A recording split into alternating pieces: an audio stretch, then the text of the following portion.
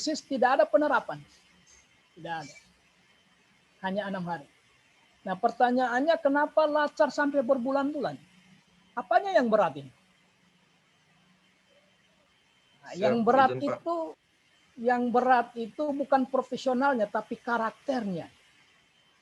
Membentuk karakter itu yang berat. Sehingga berbulan-bulan. Berbulan-bulan ya. Jadi kita berangkat dari menjalankan tugas sebagai PNS yang profesional.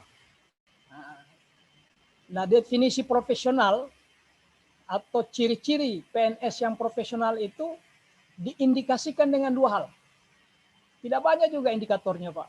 Tanda-tandanya juga cuma 2 orang yang profesional itu. Dikaitkan dengan PNS. Yang pertama, menguasai bidang tugasnya. Ya. Itu yang Bapak dan Ibu sebutkan tadi. Menguasai bidang tugasnya. Itu ciri-ciri PNS yang profesional. Menguasai bidang tugas ini kalau kita bagi, kalau kita dalami ada 2 juga. Yang satu kompetensi teknis, yang satu kompetensi administrasi. 2, Anda biar hebat di apoteker, kalau tidak bisa mengadministrasikan, sulit dalam posisi dia sebagai PNS. Karena tidak satu pun kegiatan operasional itu tidak dipertanggungjawabkan karena itu uang negara. Maka kemampuan teknis substantif harus berbarengan dengan kemampuan teknis administratif. Oke. Jadi ciri orang yang profesional itu ada 2. Yang pertama ahli di bidangnya. Yang kedua apa? Siapa yang tahu yang kedua? Setelah dia ahli di bidangnya, yang kedua apa? Sekedar diskusi saja. Supaya tidak ada yang mengantuk. Ini jam-jam rawan ini. Siap, disiplin Pak. Ya. Setelah dia ahli di bidangnya, yang kedua apa? Disiplin Pak. Ya, disiplin, betul. Nah, sebenarnya yang operasional, orang yang profesional itu pertama ahli di bidangnya, yang kedua bekerja sesuai dengan aturan. Ingat-ingat itu. PNS yang profesional, ini kita belum bicara berkarakter ya. Belum bicara berkarakter. Karena dan berarti beda. Mungkin di referensi lain itu disamakan. Tetapi ini kita bicara konteksnya PNS yang dikaitkan dengan birokrasi organisasi atau organisasi birokrasi. Jangan samakan organisasi birokrasi dengan organisasi lain, beda Bapak. Makanya di PNS ini kalau kepala dinas bukan dipilih oleh staf. Kalau di organisasi lain mungkin kita musyawarah siapa kepala dinasnya kita. Kayak di KNPI, di mana. Nah, ini kan organisasi birokrasi sehingga berbeda. Di sini ada doktrin loyalitas.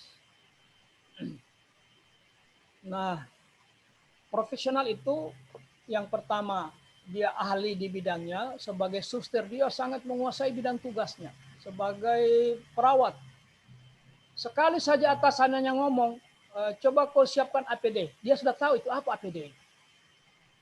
Kira-kira begitu ya. Sekali kepala sekolah bilang coba perbaiki metode belajarmu, dia sudah tahu apa yang mau diperbaiki. Jangan dibilang metode, media dia perbaiki.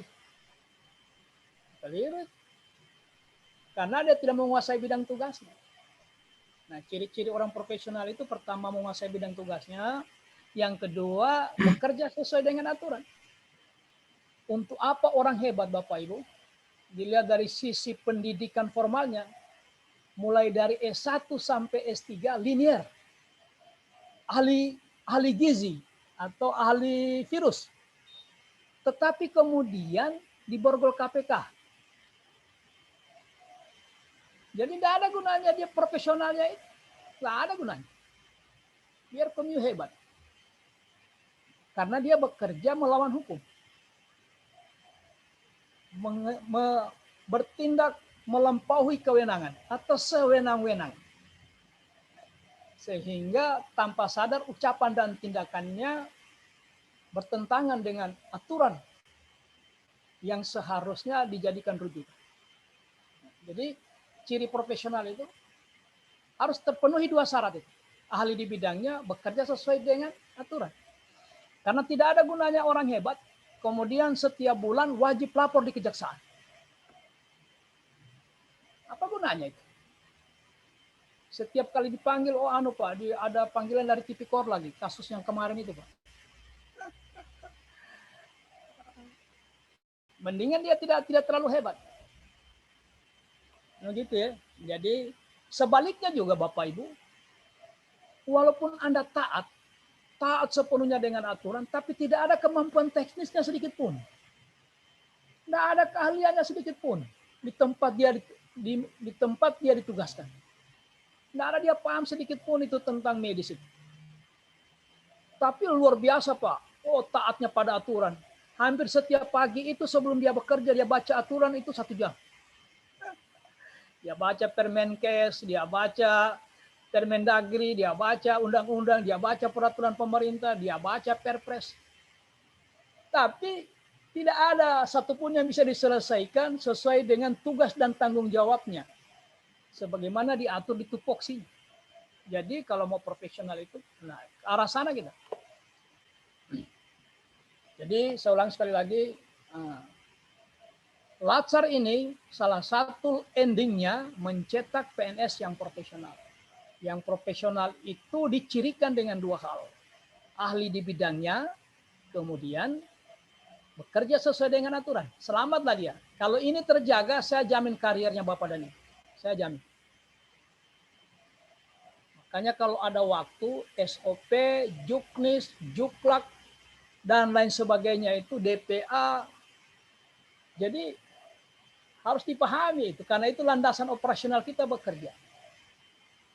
Karena tidak ada satupun pekerjaan di PNS ini yang tidak ada aturan main. Tidak ada. Semua ada aturan main. Mulai dari kita direkrut sampai pensiun, semua ada dasar hukum. Tidak menurut mau-maunya siapa. Pasti bisa dikembalikan ke landasan operasional. Ya. Nah, yang kedua dari tujuan Latsar ini adalah membentuk PNS yang berkarakter. Untuk berkarakter itulah ditanamkan value. Ditanamkan nilai. Mulai dari nilai-nilai bela negara sampai nilai-nilai dasar ASN atau PNS.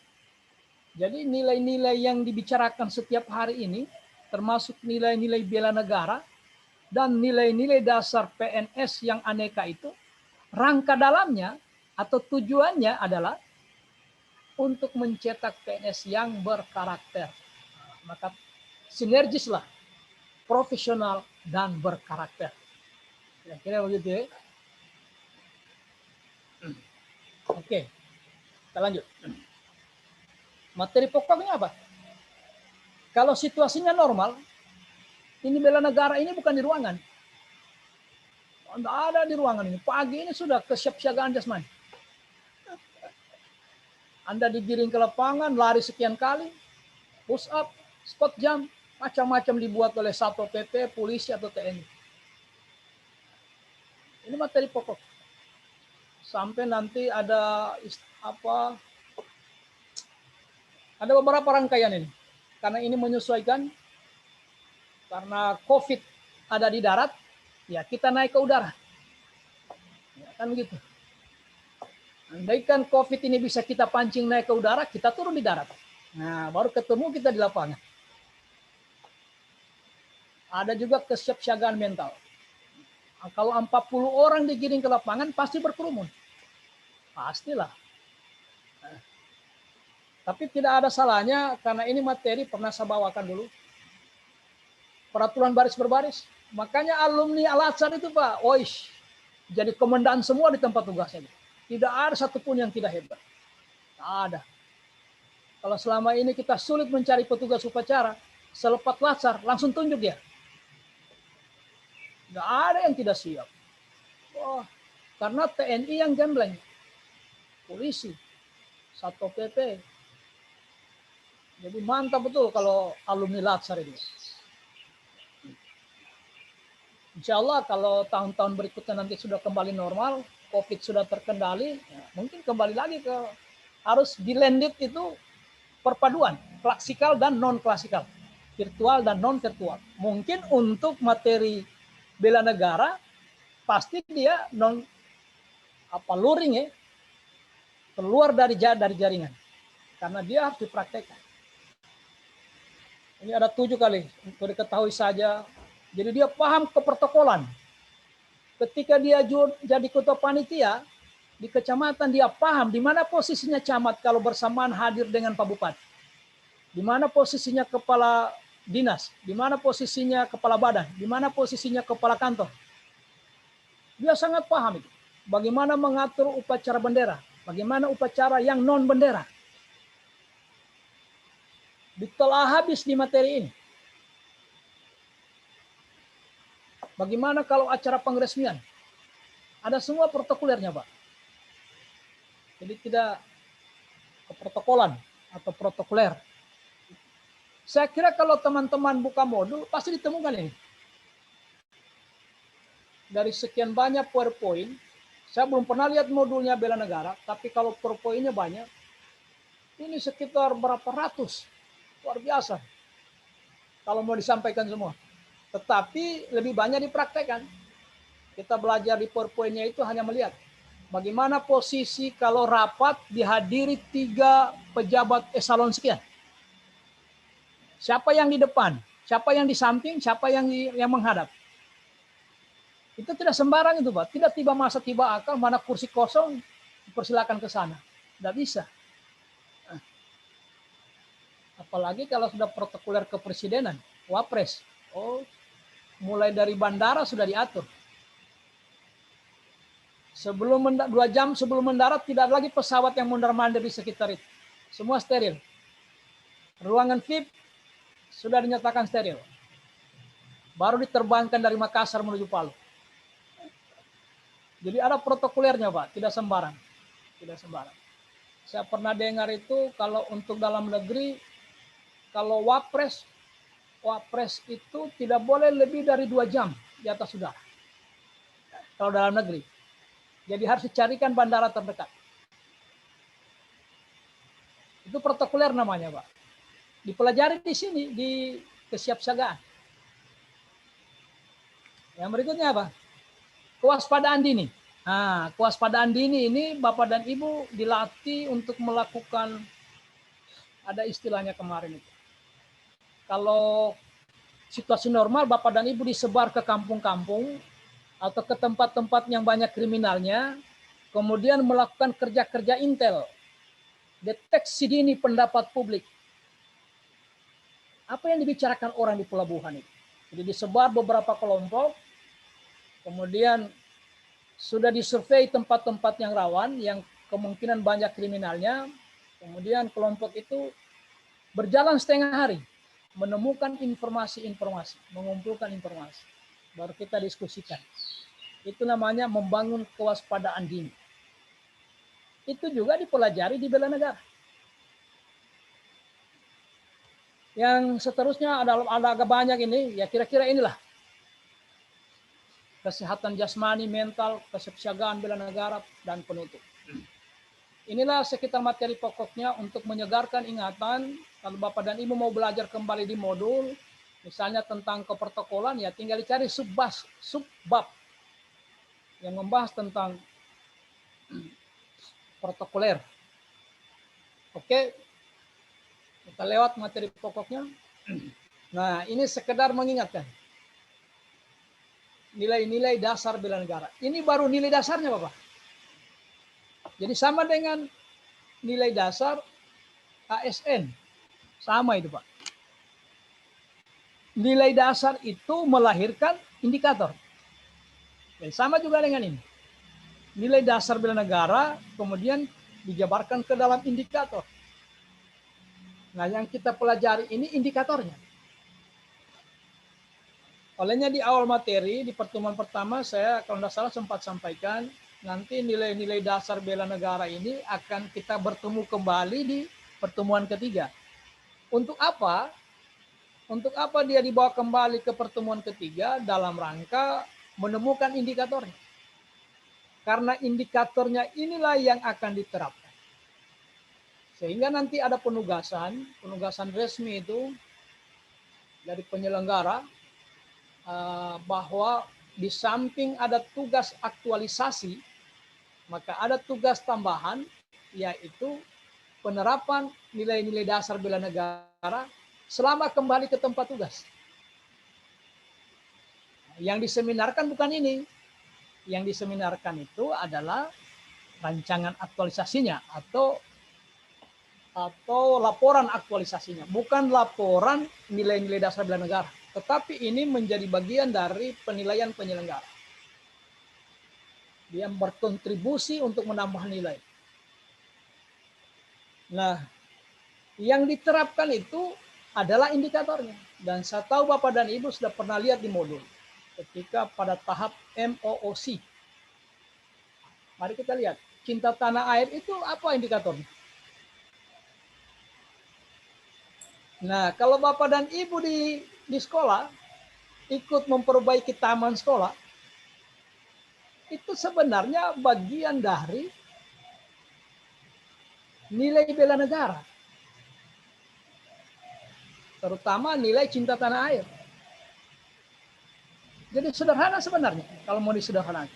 Olehnya nanti setelah kembali harus ada kegiatan dipilih mana yang bisa sesuai dengan kondisi. Melestarikan lingkungan hidup itu adalah bagian dari bentuk kepedulian warga negara sebagai ungkapan rasa cintanya terhadap tanah air. Coba bayangkan Bapak Ibu.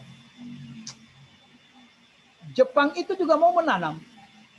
Tetapi sayang kondisi alamnya tidak memungkinkan. Hanya 20% yang bisa ditanam. Selebihnya tidak ada yang bisa ditanam di Jepang. Swiss, negara yang paling makmur ini. Selalu kalau ada polling negara termakmur, Swiss itu tidak lari dari urutan kelima. Makmur. Nah, kalau kita pelajari keadaan di Swiss itu, Pak, hanya 11% wilayahnya bisa ditanam. Jadi minus sumber daya alam. Nyaris tidak ada sumber daya alamnya, Pak. Apalagi kita bicara Gurun Sahara, Timur Tengah. Apa yang bisa ditanam? Sepanjang mata memandang adalah gunung batuan, berbatuan. Satu-satu, sekali-sekali itu terlintas itu di perjalanan ada kebun kurma. Selebihnya adalah tanah tandus. Nah, kita di Republik ini, salah satu karunia Tuhan itu adalah sumber daya alam. Siapa yang tidak percaya bahwa Indonesia ini tanah subur? Ada yang ragu? Ada yang ragu bahwa Indonesia ini tidak subur? Tidak ada, Pak. Iya, kalau tidak percaya nanti habis materi ini, tapi jangan apa, coba cari tanah, kemudian buang di situ batang kelor atau ubi, buang dari situ. Buang, tidak usah ditanam, dibuang, asal menyentuh tanah. Datang hujan sekali dua kali, bulan depan cek. Apa yang muncul? Tunas. Iya, tunas. Bertunas. Itu menunjukkan memang tanah kita subur. Sangat subur. Orang lain juga mau menanam, tidak bisa. Tidak bisa. Maka salah satu bukti atau penjabaran dari indikator cinta tanah air itu ketika kita mau melestarikan lingkungan. Makanya ini sekedar ya. Ada anjuran mengatakan begini. Apapun yang Anda makan di rumah, sepanjang ada bijinya, jangan buang ke laut. Jangan buang ke got, jangan dibakar. Simpan saja di mobilnya atau di bagasi motornya. Misalnya habis makan nangka, simpan aja bijinya, keringkan saja. Habis makan durian, simpan aja bijinya. Apapun buah-buahan yang ada bijinya, mangga dan seterusnya. Bahkan pepaya. Nah, ketika Anda lewat dari Sausu ke Parigi, ada tanah kosong, buang saja. Dibuang saja. 2 tahun kemudian akan berubah dia, Pak. Anda kalau lewat kebun kopi mau ke Palu, Biji-biji yang dikeringkan tadi buang-buang saja, buang. Ambil dari bagasi atau dari mobil, buang saja. Kiri kanan buang, kiri kanan buang. Itu salah satu bentuk kita mensyukuri karunia itu. Di negara lain orang mau menanam tidak bisa. Kita disediakan tempatnya, kita yang malas menanam. Karena kenapa? Karena kita tidak pernah membekali rakyat ini dengan semangat bela negara. Itu problemnya. Saya sebutkan kemarin, Amerika itu tidak ada satupun warga negaranya yang berusia 18 tahun ke atas lolos. Tidak ada satupun yang lolos. Pasti pernah ikut bela negara. Nah, apa yang dibicarakan di bela negara? Antara lain ini. Antara lain. Jangan begitu mendengar kata bela negara, bayangan kita laras panjang. Tidak seluruhnya, tidak selamanya. Bela negara itu terima SK dengan penuh rasa tanggung jawab, berangkat ke tempat tugas. Itulah kemampuan awal.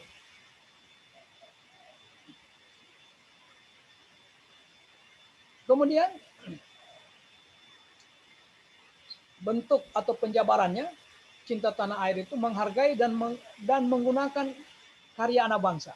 Coba kata anak di sini tidak ada guru tidak ada guru Di ruangan kita ini tidak ada guru tidak ada. Ini bagus, ini yang kedua ini guru. Coba itu anak-anak itu didorong untuk berkarya. Kemudian apapun hasil karyanya, belajar kita menghargai karya orang lain. Walaupun tidak sesuai harapan kita yang sesungguhnya. Tapi karena dia sudah berkreasi, nah berilah penghargaan. Itu salah satu bentuk nilai dasar cinta tanah air. Menghargai karya orang lain. Jadi kalau Bapak dan Ibu nanti jadi kepala puskesmas, ada staf yang menyodorkan tugas, kalau memang pekerjaan itu berat, belajarlah kita berterima kasih. Terima kasih, Bapak sudah tolong, Bapak sudah bantu. Kalau dia kerja tepat waktu dan bagus kerjaannya, ya sekali-sekali terima kasih lah. Itu bentuk penghargaan. Ya. Jadi tidak lebih banyak pemarahan daripada pengarahan. Jadi orang juga stres. Membayangkan mukanya kita, nggak usah. Jangankan orangnya, suara mobilnya saja sudah tidak enak gitu. Ada beliau, ada. Coba, padahal cinta tanah air itu salah satu indikatornya itu orang menghargai karya orang lain. Dia sudah lembur tengah malam, mana signal dia beli sendiri paketnya, dia kerja habis-habisan, besok pagi di store, tidak ada juga barangkali, makasih banyak. Padahal saya kira tidak susah itu ya. Kita belajarlah, karena kita sudah paham itu nilai bela negara. Kita sudah paham. Menghargai karya orang lain. Nah ini bisa dibawa ke tempat tugas Bapak. Ini maksudnya setiap indikator ini nanti disusun, coba dihabituasikan dia. Tetapi ini tidak diseminarkan. Tidak ada seminarnya ini. Yang ada seminarnya itu nilai-nilai dasar. Jadi kalau teman-teman, kalau misalnya saya tanya, kira-kira kalau kita melakukan aktualisasi dan habituasi itu, maka pertanyaannya apa yang diaktualisasikan? Kira-kira apa sesungguhnya yang diaktualisasikan? Ada yang tahu apa yang diaktualisasikan?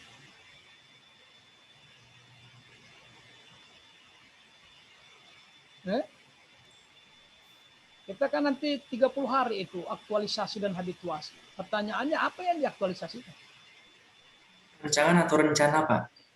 Ya, rancangan atau rencana. Yang lain? Apa yang diaktualisasikan? Isu yang terpilih, Pak. Isu yang terpilih. Masih ada satu lagi? Nilai-nilai aneka, Pak, diaktualisasikan. Ya, itu yang benar. Dan siapa yang terakhir ini? Indrawati. Indrawati? Vera. Oh, Verawati. Itu yang betul. Bu Vera yang benar. Jadi kegiatan itu cuma kendaraan, cuma tunggangan. Yang sesungguhnya mau diaktualisasikan ini nilai-nilai dasar. Karena itu yang membentuk karakter. Nilai dasar, Pak. Jangan salah paham. Kalau soal perbaikan loket itu, biar tidak ada latsar, wajib hukumnya. Wajib itu. Kalau sampah medis berserakan, biar tidak ada latsar, wajib dipikirkan oleh lembaga. Tanpa rekayasa itu. Karena sudah bagian dari tugas itu. Tetapi bagaimana membawa nilai dasar ini yang repot. Makanya dia ditempelkan. Ditempelkan dia di pekerjaan supaya bisa diukur seberapa efektif si A menerapkan nilai dasar. Jadi kegiatan itu tunggangan. Tidak lebih sekedar tunggangan. Bukan itu tujuan akhir. Tujuan akhir ini membentuk PNS yang berkarakter. Yang berkarakter itu artinya ada nilai-nilai dasar di dalam dirinya. Jadi yang diaktualisasikan bukan kegiatan, bukan isu. Tanpa Bapak dan Ibu ikut lasar, sekali lagi saya ulangi, isu-isu yang kita kumpul itu sesungguhnya kewajiban lembaga. Kalau benar-benar berkomitmen mau meningkatkan kualitas pelayanan publik. Karena sudah tugas kita, bagian dari gaji kita, bagian dari tunjangan kita di sini. Tinggal siapa yang peduli mau menyusun dalam perencanaan, dibahas dia di Bapeda dengan anggaran, kemudian dia kembali menjadi RKA, kemudian dituangkan dalam DPA. Sudah tinggal operasional. Jadi andaikan Bapak dan Ibu Kepala Puskesmas, cukup panggil itu bagian perencanaan, suruh beliau kau rencanakan tahun depan, supaya kita bahas, kita perjuangkan sama-sama, adakan tempat penampungan sampah medis yang sesuai dengan standar SOP. Kira begitu ya. Kau cek itu berapa harganya. Cek di Makassar. Kasih tahu teman di perencanaan, tuangkan itu. Nanti saya yang bahas. Saya yang ke DJA, saya yang ke anggaran. Saya yang ke Bapeda. Untuk meyakinkan mereka bahwa ini sangat diperlukan. Jadi tanpa ada latsar, tanpa ada PIM. Karena kewajiban.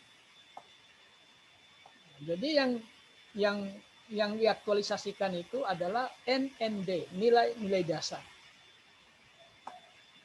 Bagaimana caranya supaya terukur, dicantolkanlah dia di kegiatan. Kualitas kegiatan itu nanti akan tergambar kalau nilai dasar diterapkan. Tidak mungkin Bapak dan Ibu ketika menghadap mentor diusir mentor ke atasan. Tidak mungkin. Kenapa? Karena ada nilai dasar yang dibawa. Misalnya ada kejelasan target, ada etika, ada tanggung jawab, ada sopan santun. Semua nilai itu berkumpul dalam dirinya. Maka dipastikan tidak mungkin dia gagal ketika menghadap atasan. Itu maksudnya. Penerapan nilai-nilai dasar. Menggunakan produk dalam negeri. Ini kan problem juga Bapak. Produk dalam negeri. Ya. Ada dulu HP itu yang sebenarnya bukan murni juga buatan dalam negeri. Apa mereknya dulu itu? Ada buatan dalam negeri tuh, kira 5 tahun lalu barangkali. Dia hasil patungan itu.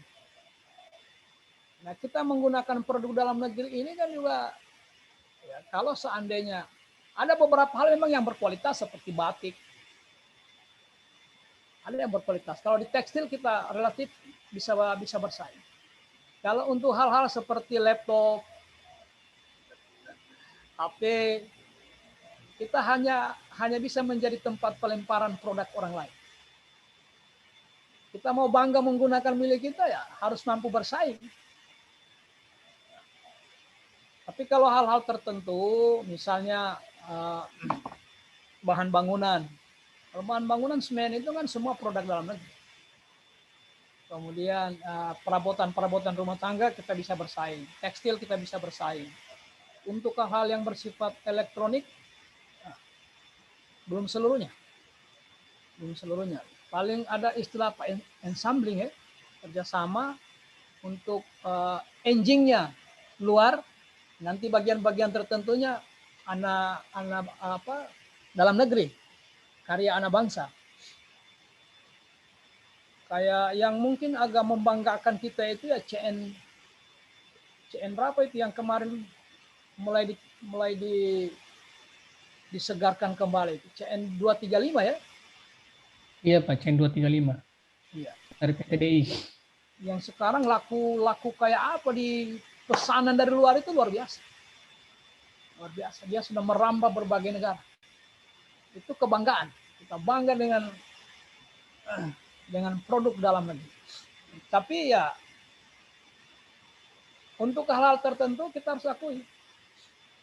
Kita belum bisa bersaing secara paripurna.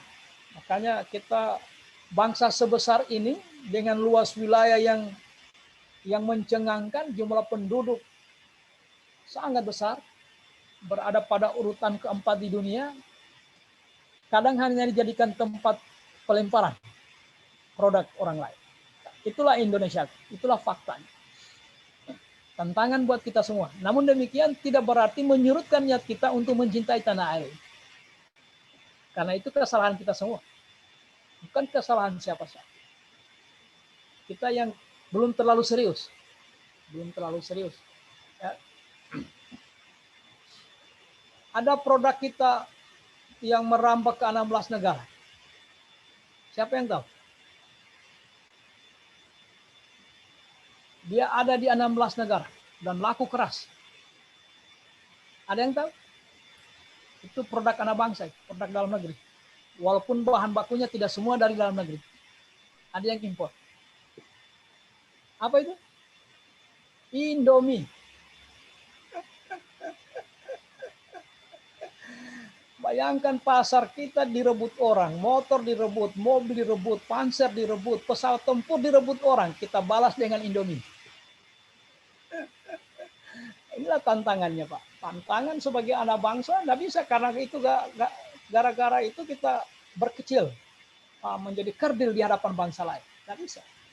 Harus kita terima fakta itu dan bersamaan kita benahi. Jadi kalau ingin merubah bangsa ini, perbaiki generasinya.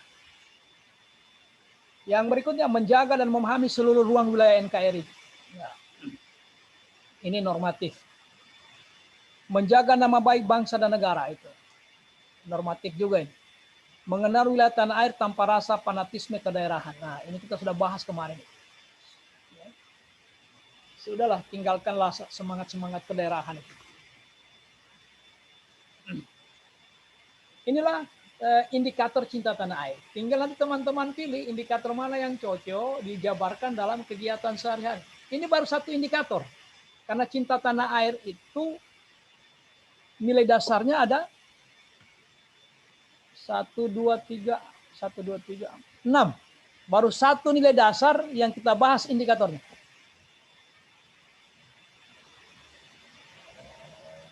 Baik, sampai di sini ada yang mau dipertanyakan silakan supaya tidak ada yang mengantuk. Sekedar kongko-kongko Izin, saja. Pak. Ya, Izin bertanya, Pak. ya. Halo, izin bertanya, Pak. Iya, silakan. Silakan. Di indikator ketiga kan ada menggunakan produk dalam negeri. Sementara seperti misalkan mereknya Nike, cuman produknya kan di Indonesia juga. Kita memakai itu gimana? Gimana Mohon maaf, pandangannya, Pak? bisa diulangi. Mungkin saya punya alat yang salah. Di indikator ketiga kan menggunakan produk dalam negeri. Betul. Menyikapi merek luar negeri, cuman di produk di Indonesia gimana menyikapinya, Pak? Oh iya. Itulah tadi. Kan banyak itu. Seperti Kijang. Kijang kan merek Indonesia. Tetapi persoalannya apakah semua itu produk dalam negeri? Tidak. Kalau tidak keliru engine-nya itu masih luar. Ada bagian-bagian tertentu, karoseri, bodi kita, kemudian jadi itu memang ada aturan dagangnya. Saya tidak bisa menjelaskan itu karena tidak terlalu paham saya. Tidak terlalu paham. Tapi kenyataannya memang ada. Misalnya kandungan lokalnya sekian persen. Kemudian impornya sekian persen. Sedangkan CNN itu Pak masih ada sekian persen. Masih bagian apanya begitu. Dan hampir semua juga negara. Karena kita juga apalagi PT PAL, kemudian Dirgantara itu kan bagian tertentu kita juga dibeli oleh Boeing. Boeing juga membutuhkan, ada beberapa alat tertentu yang diproduksi ini. Nah, untuk menjelaskan secara detail itu bagaimana hukum dagangnya, nah kita harus kuliah itu Pak, kuliah di hukum dagang itu. Sulit saya menjelaskan. Tapi itu fakta ya, fakta banyak barang kita juga ingin membuat sendiri, tapi ya karena kemampuan terbatas. Nggak usah jauh-jauh. Hampir semua vaksin itu masih ada, kita berupaya vaksin Nusantara, ada juga vaksin merah putih, ya sampai hari ini kan tidak final. Tidak final. Tetapi itu bukan suatu kesalahan, bukan sebuah kesalahan, karena tidak ada satupun bangsa di dunia ini yang tidak saling mengisi. Yang tidak saling mengisi. Tetapi kalau ada produk kita sendiri, kenapa harus pakai orang lain punya? Sepanjang kualitasnya bersaing. Saya lupa betul itu nama HP dulu. Ada nama HP dulu, tapi tidak lama dia bertahan. Pasca BlackBerry.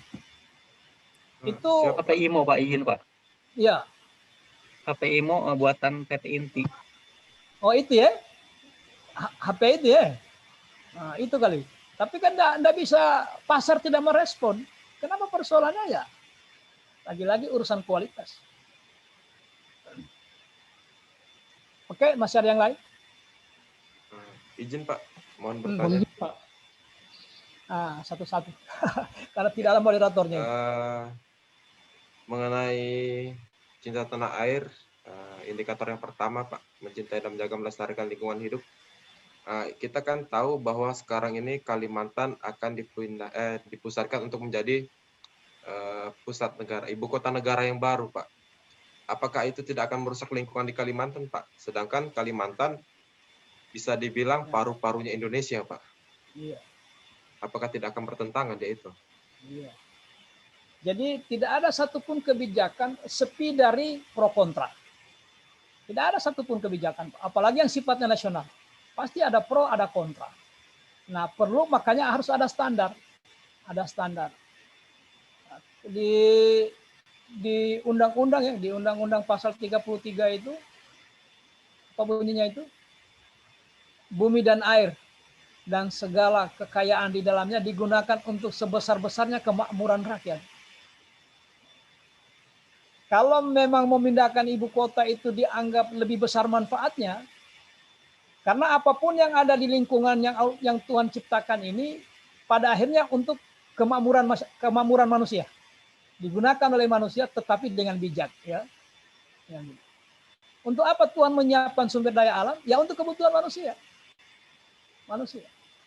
Makanya kalau untuk menentukan kayak seperti ibu kota negara itu tentu ada proses studi kelayakan yang sangat panjang. Menghitung untung ruginya bertahan di Jakarta bagi kepentingan negara Indonesia, mana lebih untung? Bertahan di Jakarta atau pindah ke Kalimantan? Ke Panajaman ya. Kalimantan Tengah, Kabupaten Panajaman. Nah, kelihatannya itu Penajam, Pak. Penajam. Ya, Kalimantan Tengah, Penajam. Saya bilang kok Penajaman karena bicara tentang pahlawan. Penajam, betul. Jadi begini Bapak, jadi itu tadi tidak serta-merta begitu mau pindah-pindah. Tentu kita survei dulu.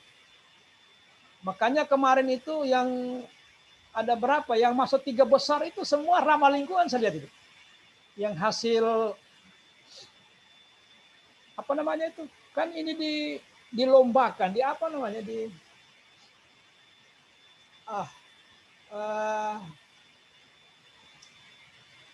apa lagi namanya kalau ada lomba begitu ya, mencari yang terbaik. Disayembarakan. Disayembarakan. Disayembarakan yang masuk 3 besar masih ada videonya beredar itu.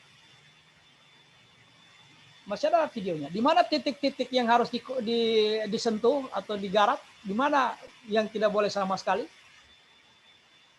Jadi pemenang pertama, pemenang kedua, ketiga itu menurut ya kita ini kan tidak terlalu paham ini. Tapi kalau saya lihat masih ramah lingkungan ini. Karena di situ kan sudah kelihatan hijau-hijau, ada apa ya agak orange-orange itu mungkin area usaha. Yang hijau itu sudah pasti yang tidak bisa dikorek. Jadi sudah dihitung keseimbangannya. Lagi pula bertahan di Jakarta, Ya, sampai kapanpun kita akan tidak pernah bebas banjir. Sudah sulit kita merekonstruksi Jakarta itu untuk menghilangkan orang miskinnya supaya Jakarta tidak terkesan kumuh. Kecuali kita melakukan tindakan di luar batas kemanusiaan. Dan tidak mungkin dilakukan itu. Tidak mungkin. Jadi setelah dipikirkan dari A sampai Z untung ruginya, sampai pada kesimpulan, nah salah satu pertimbangannya adalah Kalimantan itu bebas gempa. Satu-satunya pulau di Indonesia yang bebas gempa cuma Kalimantan. Kalau teman-teman pernah belajar tentang sejarah kegempaan, mudah-mudahan saya tidak salah ingat, di zaman Batavia, Jakarta itu pernah tenggelam. Gitu kata. Kira-kira hampir 300 tahun yang silam. Kalau siklusnya 300 tahun. Wah. Apakah memindahkan itu bukan sebuah tindakan yang bijak? Kira-kira begitu ya. Lihat saja itu Ciliwung itu sudah berapa gubernur, semua menjanjikan. Semua menjanjikan. Tapi sampai hari ini tidak pernah kita benar-benar 100% bebas banjir. Bayangkan ibu kota negara ini. Setiap tahun dia harus melawan banjir. Siapa mau disalahkan? Bogor, karena itu banjir kiriman. Dialognya atau diskusinya tidak pernah ada habis-habisnya. Jadi ingin saya katakan bahwa dengan memindahkan ke penajaman apa tadi itu? Penajam, Pak. Penajam Penajam itu Pasir Utara, Pak. tidak lantas mengorbankan lingkungan hidup. Pasti sudah ada surveinya, ada pemetaannya. Saya kira itu ya. Kalau tidak ada yang lain, kita lanjut pada nilai Mohon dasar izin, berikut. Pak. Ya, boleh. Saya ingin bertanya, Pak. Ya. Di sini kan yang cinta tanah air, menghargai dan menggunakan karya anak bangsa. Atau menghargai, Pak. Di sini kan pada zaman Pak Harto, kita pernah swasembada pangan, Pak. Iya, terutama beras ya Pak ya, bahan pokok. Namun setelah itu berakhir masa orde baru sampai sekarang masih hangat di ingatan kita, proyeknya pemerintah mengimpor beras sekitar 220.000 ton. Sedangkan Ketua Bulog menyampaikan stok beras nasional masih cukup, bahkan ada yang sampai yang berkutu dan di Bulog. Iya, itu. Yang saya tanyakan, kenapa sampai pemerintah melakukan impor, sedangkan kebutuhan dalam negeri tercukupi. Selain beras ada lagi garam. Di Madura itu kan Pak produksi 75% produksi garam nasional. Kenapa harus dilakukan impor dari luar? Padahal dalam negeri kita kan istilahnya sumber dayanya lah cukup Pak. Masih banyak lain Pak ya. Dua itu saja yang saya sampaikan Pak. Ya, garam dengan. Terima kasih Pak. Makasih banyak. Indonesia ini penduduknya 270 sekian juta. Artinya setiap hari ada 270 sekian juta. Mohon maaf ya bicara agak sedikitan. Mulutnya menganga minta diisi beras. Nah, bayangkan itu Pak. Nah kita coba Bapak, kebetulan teman-teman di kesehatan. Negara mana di dunia yang paling tinggi konsumsi berasnya?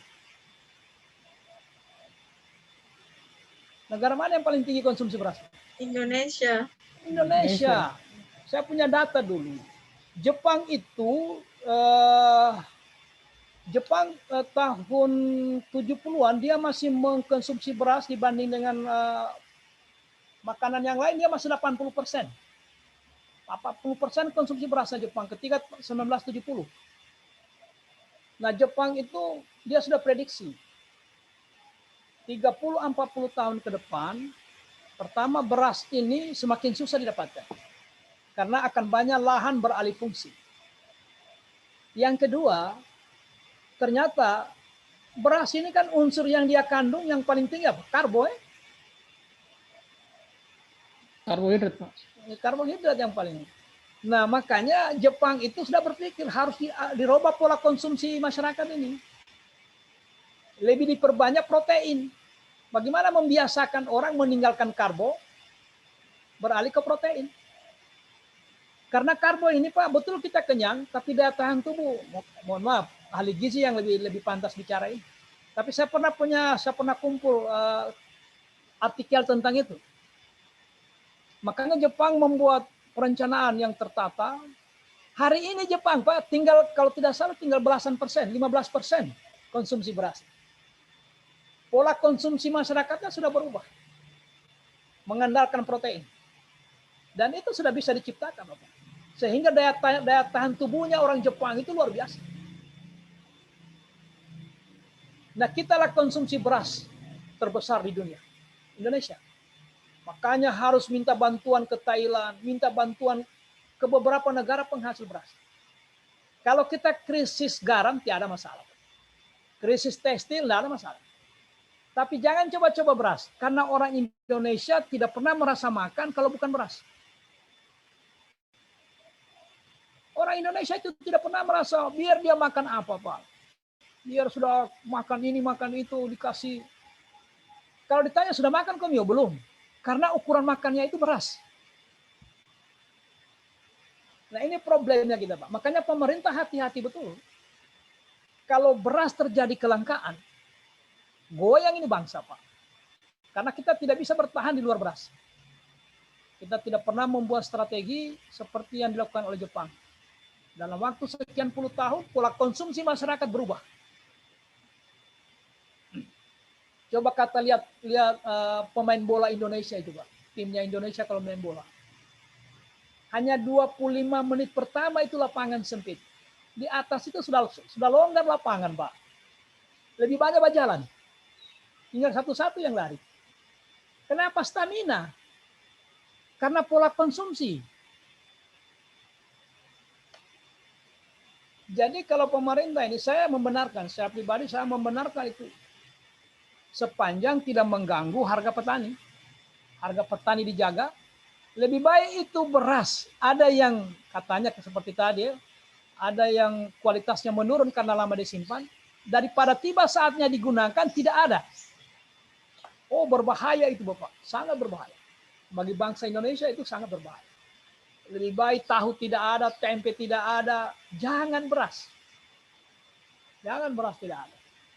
Lagi pula kalau sekaligus dia tidak ada, kemudian 273 juta ini. 270 sekian juta. Bukan urusan 2 juta orang. Apa ini ya? Kedengaran suara saya? Masih kedengaran ya? Oh iya. Iya, Pak, iya, Pak. Dengar. Ya. Jadi itu alasannya, Pak. Itu alasannya. Kenapa? Kalau garam saya tidak bisa bahas garam. Kalau beras, ya itu karena kita memang bangsa yang memiliki tingkat konsumsi beras tertinggi di dunia. Yang mulai berubah ini ada beberapa negara yang sudah mengikuti pola-pola Jepang itu. Makanya dulu pernah dengar ya, mungkin yang beragama Islam, pernah ada jemaah haji mengamuk di tanah suci. Siapa itu? Orang Indonesia itu, Pak. Orang Indonesia yang protes itu. Kenapa? Karena beras tidak ada. Padahal makanan lain tidak ada di Saudi Arabia itu. Terutama makanan yang berbentuk roti apa, mengenyangkan. Tapi karena kita ini tidak biasa, tahun 8 berapa itu ada jemaah haji mengamuk rame-rame. Karena kelaparan akibat beras. Karena asumsi kita tidak makan kalau bukan beras. Inilah problemnya Indonesia, Pak. Ya tugasnya, tidak mungkin tugasnya satu kementerian. Kalau kita ingin rubah pola konsumsi itu harus ada gerakan nasional. Gerakan merubah itu karena kita kan juga punya laut. Protein cukup tersedia. Tetapi harus ada satu generasi ini ya, 50 tahun lah. Peralihan itu dilakukan mulai dari sekarang. Pola konsumsi itu dirubah. Mulai kita biasakan semua di rumah-rumah, jangan cuma nasi. Harus ada pendampingnya, ada ubinya, ada pisangnya. Nah, lama-kelamaan nanti jumlah nasi dikurangi, jumlah yang lain kayak ubi apa segala mulai diseimbangkan porsinya. Lama-kelamaan berasnya nanti yang berasnya mundur, proteinnya maju. Jadi proses itu proses panjang, sangat panjang. Kenapa teman-teman keluarga kita dari Irian itu kalau main bola itu stamina-nya bagus? Karena pola konsumsinya beda. Beda konsumsinya. Mereka masih seimbang antara sagu dengan beras. Kalau kita ini murni beras, jam 10 tinggal menguap. Apalagi kalau di pertemuan seperti ini. Orang itu mengantuk pertama karena kelelahan. Yang kedua karena kekenyangan. Kenyang terutama beras, nasi. Coba kalau kenyang dengan protein. Sampai jam berapa? Terjaga, ada keseimbangan menu. Jadi menurut saya Pak, kebijakan pemerintah mengimpor beras itu, ini kan kita terlalu curiga, seakan-akan ada sindikat, seakan-akan ada, memang dulu pernah terungkap di zaman Bulog ya, ada konspirasi. Nah sekarang ini kan kita sudah, penegakan hukum kita relatif sudah agak lumayan bagus, lumayan baik. Polisi juga sudah menunjukkan citra yang menyadari bahwa lembaga ini banyak dihujat masyarakat, sudah membenahi dirinya. KPK ya. Jadi kalau memang ada permainan, ada konspirasi, ada sindikat di balik pengadaan beras, pasti terungkap. Saya jamin terungkap. Jadi ini murni bukan, menurut saya bukan sindikat. Karena lebih baik waspada. Andaikan pola konsumsi masyarakat ini sudah boleh diperbaiki, sudah boleh diseimbangkan dengan menu yang lain, mungkin berlahan beras. Kalau garam ini Madura ini garam, saya tidak tahu kenapa garam harus diimpor juga. Karena selama ini kan daging impor, kedelai impor. Nah tempenya, konsumsi tempe kita ini kan luar biasa juga. Artinya apa? Selama pemantauan ya, nama pemantauan terakhir ini kelihatannya pemerintah relatif serius. Serius. Kenapa? Kalau toh memang ada kecurigaan, mau ada orang meraup keuntungan di balik impor itu, pasti akan terungkap. Kira-kira begitu, Pak.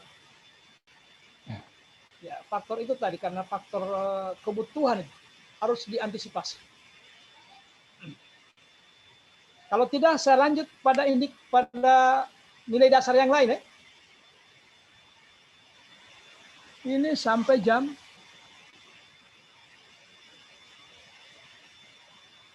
10.30 Pak. Hah? Oh 10.30. 10.30. Satu jam lagi Pak.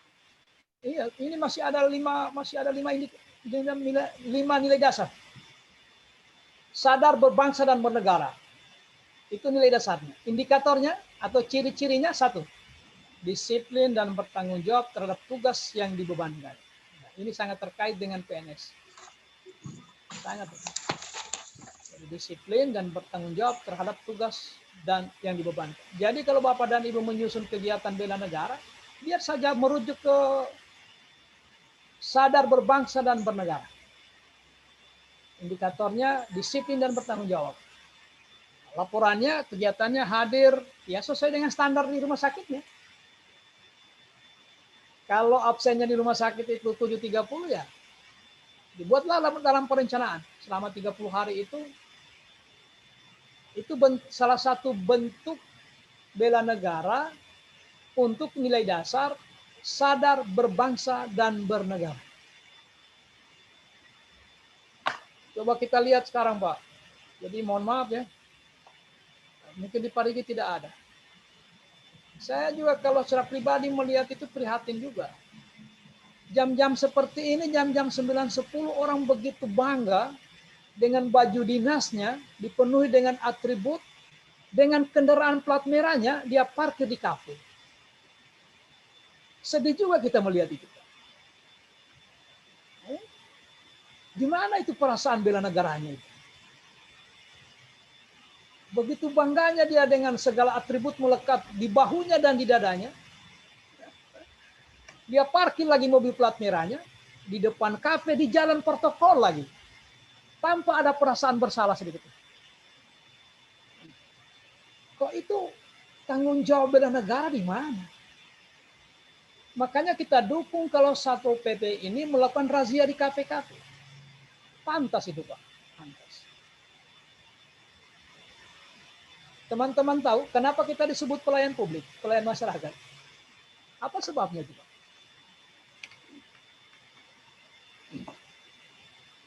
Kenapa PNS disebut pelayan publik?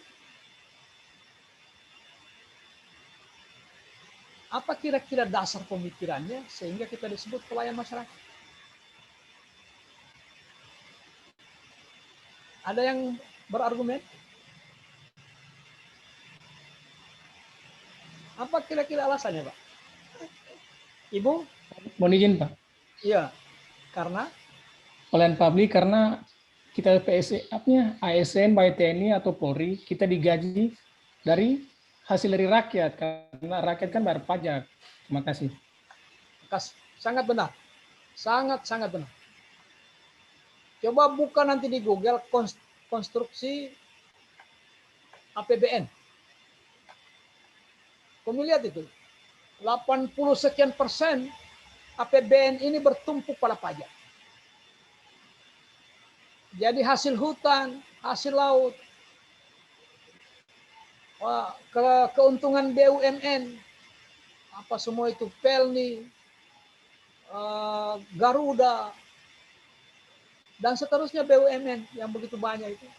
Kontribusinya tidak cukup 20% untuk menopang postur APBN. Maka negara ini bertumpuk pada pajak. Jadi, andaikan kita tidak sadar, ya kita ogah-ogahan melayani orang. Padahal mereka yang gaji kita. Dana operasional juga dari mereka, dari masyarakat, dari kita juga ya. Sama dengan saya mengajar ini karena pajak, kalau tidak salah pajaknya progresif. Potong, terima sekian, potong sekian persen. Pajaknya progresif itu, Pak. Bukan pajak 0,2%, bukan. Kemana uang itu? Ya masuk ke APBN, masuk ke APBD. Kan gitu. Jadi kita semua dipotong ini, bayar pajak semua kita ini, Pak. Kita lewat di jalan raya yang mulus di kebun kopi itu, kita bayar STNK, Pak. Ya. Semua bayar pajak. Nah, makanya marilah kita sama-sama memperbaiki pelayanan. Sadar kita akan tanggung jawab dan tugas. Karena kita digaji mulai dari dana operasional yang kita operasionalkan di puskesmas, di sekolah, dan di tempat saya itu adalah uang rakyat. Dikumpul dari uang pajaknya rakyat. Jadi kalau bahasa lainnya seperti orang ngamen. Tahu orang ngamen, Pak ya? Saya yakin tahu. Kalau orang ngamen itu siapa yang kasih uang, dia menentukan lagunya. Begitu kira-kira. Jadi kita harus mengikuti dinamika orang yang memberikan uang. Maka wajar kemudian kalau masyarakat juga ya, mulai melakukan tekanan-tekanan kepada birokrasi. Kenapa dia mulai paham? Sudah ada pencerahan. Ya paham. Oke, itu soal tanggung jawab terhadap tugas. Jadi kalau besok nanti ada menyusun rencana implementasi nilai-nilai bela negara, ya tidak usah jauh-jauh. Kalau menanam atau memperbaiki lingkungan masih terlalu sulit, ya ini saya jaga betul itu direncanakan sesuai dengan tanggung jawab. Yang kedua, menghargai dan menghormati keanekaragaman suku, agama, ras, antar golongan. Ini sudah tuntas juga kita bicarakan. Menghargai dan menghormati, kalau dibentuk ini, kalau dituangkan dalam pekerjaan hari-hari, apa yang konkret ya, menghargai dan menghormati keanekaragaman suku, agama, dan ras antar golongan. Nah, kalau menghormati agama ini, kalau suku saya kira sudah hampir tidak ada masalah. Kalau begini misalnya, kalau Bapak nanti jadi kepala sekolah atau jadi kepala puskesmas atau kepala klinik, sudah ditahu hari ini hari Jumat, jangan bikin rapat, diundang staf rapat dari jam 11 sampai jam 1.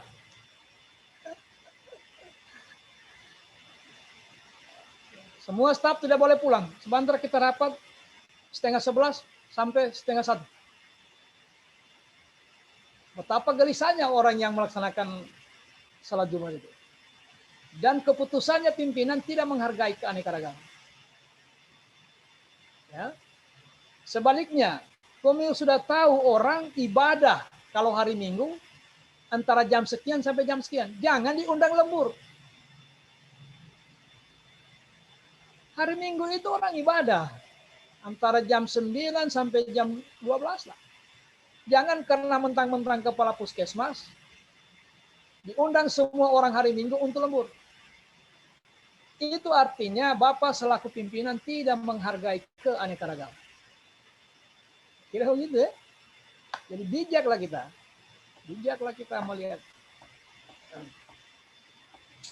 Kemudian mendahulukan kepentingan umum di atas kepentingan pribadi dan golongan. Saya kira ini dari SMP kita sudah dengar. Ya. Normatif. Sudah lama kita dengar. Mendahulukan kepentingan pribadi, mendahulukan kepentingan umum di atas kepentingan pribadi dan golongan. Kalau seandainya kepentingan keluarga, harusnya Pak Wayan ini ada di Tolai hari ini. Karena ada acara di tetangga itu. Begitu Pak Wayan ya? Nah, tapi karena mendahulukan, ada yang lebih dahulu ya kita tinggalkan urusan keluarga, urusan. Kira begitu. Bangga terhadap bangsa dan negara sendiri. Nah ini harus ditanamkan ini. Kalau orang sudah bangga dengan bangsanya, tidak mungkin dia menjadi teroris. Karena dia bangga dengan NKRI. Dia bangga. Sekalipun faktanya NKRI masih seperti ini. Jadi kita berjiwa besar. Kita harus terima fakta ini. Bagaimana menanamkan nilai? Sebenarnya teman-teman guru ini. Bagaimana menanamkan nilai sejak dini? Dia bangga ber-Indonesia. Jadi Garuda di dadaku. Kira-kira begitu. Yang berikutnya apa? Rukun dan berjiwa gotong royong dalam masyarakat. Hubungan sosial. Gotong royong. Kalau hari ini Bapak, kalau bicara gotong royong ini, tinggal ditolai mungkin kalau di Parigi itu. Di tempat lain sudah sulit ditemu. Kalau keluarga kita dari Bali masih memegang teguh. Sebenarnya ini nilai yang sangat bagus. Gotong royongan. Saya tidak tahu kenapa itu semangat paguyubannya. Orang Jawa, Bali, sangat bagus. Sebaliknya ini orang-orang lokal paling susah. Saya tidak tahu apakah ini sebuah proses perubahan sosial. Rukun dan berjiwa gotong royong dalam segala hal, ya, termasuk dalam usaha. Kalau misalnya dalam rangka menegakkan siskamling, kerja bakti, dan lain sebagainya. Menjalankan hak dan kewajiban sesuai peraturan perundangan yang berlaku. Ya. Hak dan kewajiban. Jadi saya teringat ini cerita waktu saya masih pegawai baru tahun 1991. Kebijakan di kantor saya dulu masih kanwil. Kanwil itu vertikal. Karena kita waktu itu belum otonom. Jadi masih vertikal di bawah departemen. Kalau sekarang kan kementerian. Tahun 90-an itu masih nomenklatur departemen. Di provinsi Kakanwil, di Kabupaten Kakandep. Itu OPD pusat yang ada di daerah. Yang otonomi itu baru satu-satu. Jadi ada ibu teman saya itu, karena kita setiap tanggal 17 upacara, dari semua UPTD kumpul di Kanwil. Upacara 17-an. Nah, pada upacara 17-an itu diumumkan semua. Yang si ini alfa sekian hari, pulang cepat sekian hari, terlambat masuk sekian kali.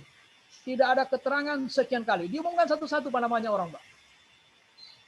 Di hadapan upacara yang lengkap itu. Setiap tanggal 17. Nah, ada teman saya ibu, mungkin sudah pensiun beliau. Setiap kali diumumkan pasti ada namanya. Setiap diumumkan pasti ada namanya. Pasti ada lagi dia. Ibu ini, sekian tidak ada keterangan, sekian lambat masuk, sekian cepat pulang. Jadi kita sudah tahu itu. Apa dia bilang di belakang? Karena kita kan masih staf dulu di belakang. Dia bilang begini, bilang-bilang saja namaku. Cuma satu yang saya minta, jangan coba-coba potong gajiku. Artinya apa? Betapa tidak seimbangnya hak dan kewajiban. Kalau haknya jangan coba-coba korek. Saya teringat betul itu. Baik, ini nilai dasar yang kedua. Kita ini 11. Ya, 11.30 Pak. Bukan 10.30 ya, bukan ya, 11.30 ya. Saya salah tulis ini, bukan Ya, Pak, 10.30, 11.30 ya pastinya ya. 11.30 Pak ya. 11 ya, supaya jangan kita keasikan. Nanti di akhir baru kita injak gas. Nah, sampai di sini ada yang perlu dikomentari ini? Ada yang perlu dikomentari silakan. Nah, di sini 10.30. Oh, 10.30 Pak. Ibu Endang, 10.30. Iya Pak, di jadwal 10.30 Pak. Jam 9.15 sampai 10.30. Jadi begini Bapak Ibu, semua penjelasan ini sesungguhnya normatif dia. Ini sudah jamnya ya, sudah 10.30 ini jam saya. Nah, saya langsung pada ini. Saya tidak menduga ini, tapi kalau seandainya nanti yang benar itu 11.30, kita ulangi pembahasannya. Yang ingin saya sampaikan duluan sambil menunggu anu.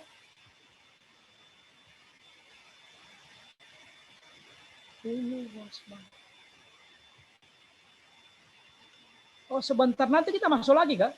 Tidak ya? Oh, ini. Izin Ibu, di LSM ini sampai 11.30 Ibu. Oh ya. Ya, kalau LSM-nya 11.30 ya kita ikut itu karena itu mungkin jadwalnya yang keliru. Ibu Endang. Ibu Endang. Berarti LSM-nya yang benar itu. Ya, siapa? LSM-nya kalau jam di LSM kata Ibu menurut teman-teman peserta 11.30. Di jadwalku ini beda Pak ya. Jadi begini, boleh jadi ini kan dua kemungkinan salah. Kalau bukan di LSM yang salah ya di jadwal. Dan saya juga siap berhenti. Saya juga sudah siap berhenti kalau memang sudah berhenti. Nanti Tidak, saya dulu Pak, saya konfirmasi sama Ibu Emi dulu. Iya. Kalau di jadwal Ya, dengan iya. saya sama, dengan saya 10.30. Yang dengan saya. Iya. Iya. Iya, lanjut dulu Pak, saya Iya. konfirmasi sama Ibu Emi. Iya. Siap. Baik Bapak Ibu. Kita merujuk mudah-mudahan apa itu LSM itu? Apa LMS? Apa LMS? LMS, Learning Management System ya? Ya, sistem Pak. Ya. LMS, Learning Management System. Kalau LSM? Lembaga Swadaya Masyarakat Swadaya Pak. Ya, bukan lembaga sering menghambat ya.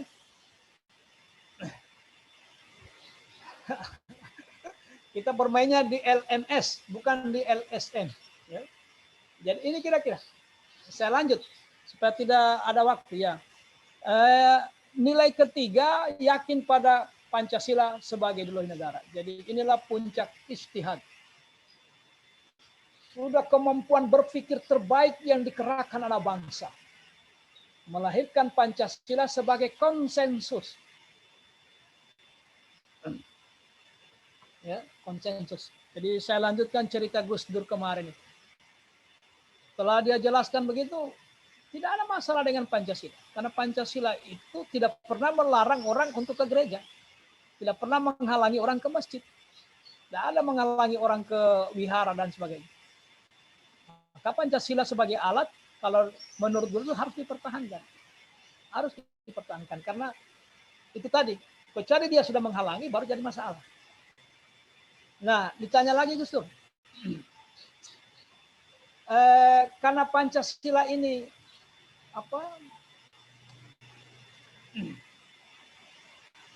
Pancasila ini produk, ada anekdotnya Gus Dur, sangat bagus itu anekdot itu, disampaikan secara ringan tapi maknanya sangat dalam. Cuma saya lupa itu ada di salah satu buku yang ditulis orang lain tentang anekdot Gus Dur, dan itu kejadian waktu ditanya wartawan. Menjalankan kewajiban agama dan kepercayaan secara baik dan benar, ya, secara baik dan benar. Orang kalau sudah baik dan benar agamanya, yakin saja Pak, karena tidak ada agama yang bertentangan dengan nilai-nilai kemanusiaan. Tidak ada itu. Tidak ada ajaran agama itu yang mengajarkan umatnya menghancurkan nilai-nilai kemanusiaan. Tidak ada. Tebarkan itu rasa takut sesama manusia.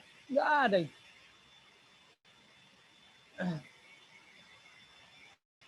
Kedua, memahami dan mengamalkan nilai Pancasila dalam kehidupan sehari-hari. Ya, sudahlah, ini normatif. Meyakini Pancasila sebagai dasar negara serta menjadikan Pancasila sebagai pemersatu bangsa dan negara. Itulah contohnya hebatnya Mahatma Gandhi, karena tidak mampu menciptakan ideologi yang mampu mengakomodir perbedaan. Akhirnya India terpecah menjadi 3. India sendiri, kemudian Bangladesh sendiri, Pakistan sendiri. Yang awalnya adalah satu negara. Negara India. Kita yakin sampai hari ini di tengah keanekaragaman Pancasila bisa menjadi perekat. Bukan cerita isapan jempol ini. Dan berkali-kali kita dirongrong, bangsa ini diuji, bangsa ini dicoba, ternyata kita mampu. Ini konsensus atau istihad, mirip-mirip Piagam Madinah. Mirip Piagam Madinah. Piagam Madinah itu konsensus dalam rangka mengelola keanekaragaman. Menerapkan prinsip-prinsip dan nilai-nilai musyawarah mufakat.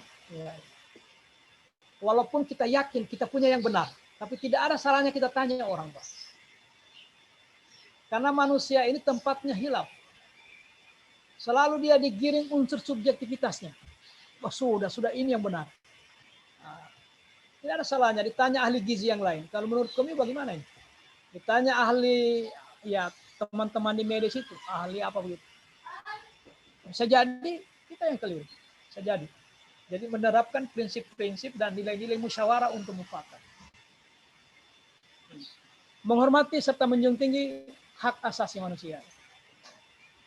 Termasuk hak yang tidak bisa dikurangi itu hak hidup, hak berbicara, dan hak beribadah.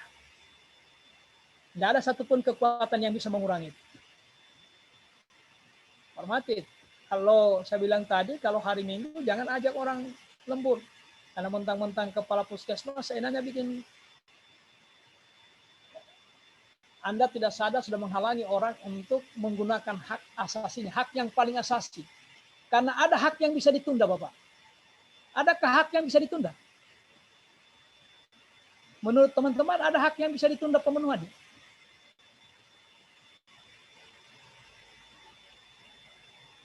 Ada kira-kira?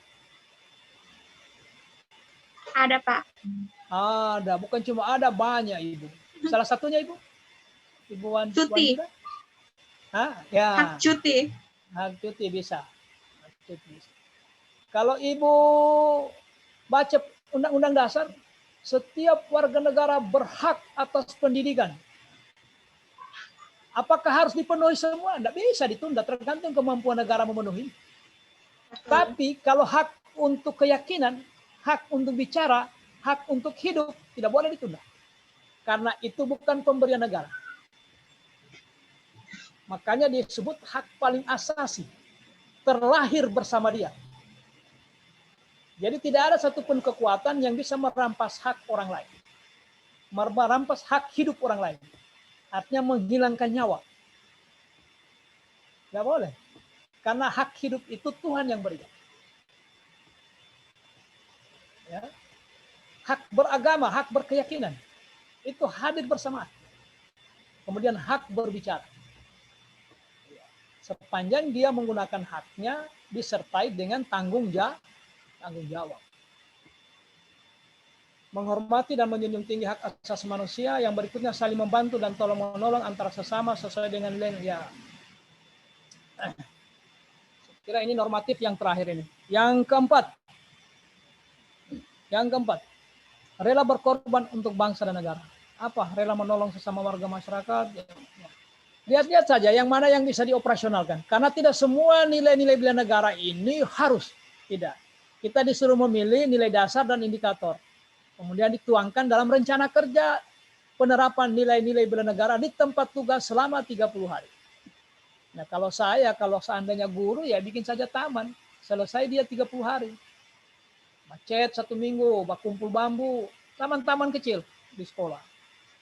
Kalau seandainya puskesmasnya juga luas halamannya, bagus. Bikin lah. Ternyata bagus. Kayak di rumah sakit umum itu sejak dipimpin oleh Dr. Reni yang sekarang jadi wakil wali kota, semua tempat-tempat yang kosong itu kemarin ya sebelum gempa, saya lihat sangat berubah itu rumah sakit, luar biasa perubahannya.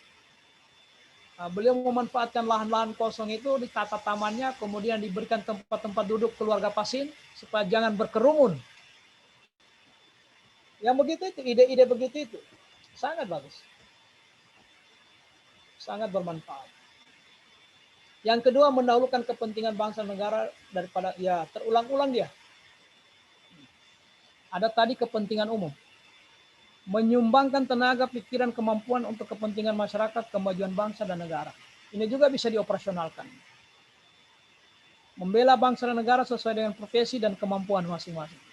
Komiu atau bapak dan ibu yang lagi tugas di puskesmas itu sebenarnya dalam konteks ini sedang membela negara.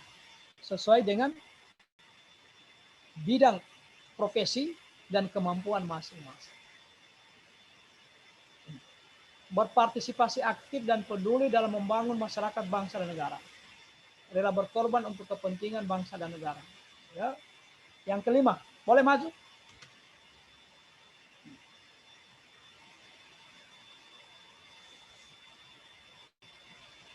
Memiliki kemampuan, integritas dan kepercayaan diri yang tinggi dalam membela bangsa dan negara. Kan tadi kemarin kita perkenalkan undang-undangnya. Ada saatnya nanti bela negara itu bukan hak tapi kewajiban. Ada saatnya. Ada di undang-undang kemarin di pasal 27-nya hak dan kewajiban. Pasal 31-nya penjabarannya itu sebenarnya kewajiban. Kewajiban ketika negara dalam kondisi tertentu maka mewajibkan warga negaranya untuk ikut bela negara. Tentu ini memiliki kemampuan. Kemampuan itu tentu dari sisi umur, sisi fisik. Ada saatnya. Saatnya negara mewajibkan warga negara. Mempunyai kemampuan memahami dan mengidentifikasi bentuk-bentuk ancaman. Nah, inilah isu kritikal strategis. Ada LISTRA, lingkungan strategis. Ini yang kita bicarakan kemarin. Mampu mengidentifikasi bentuk-bentuk ancaman. Apakah itu ancamannya narkoba? Apa itu ancamannya teroris? Apa itu ancamannya radikalisme? Apa itu ancamannya korupsi? Dan lain sebagainya. Kita sudah bicara kemarin sampai yang detail-detail itu cybercrime. Itu semua bentuk-bentuk ancaman dan diharapkan kita mampu mengidentifikasi. Identifikasi itu kemarin apa artinya, Pak Yosef? Identifikasi? Masih ingat?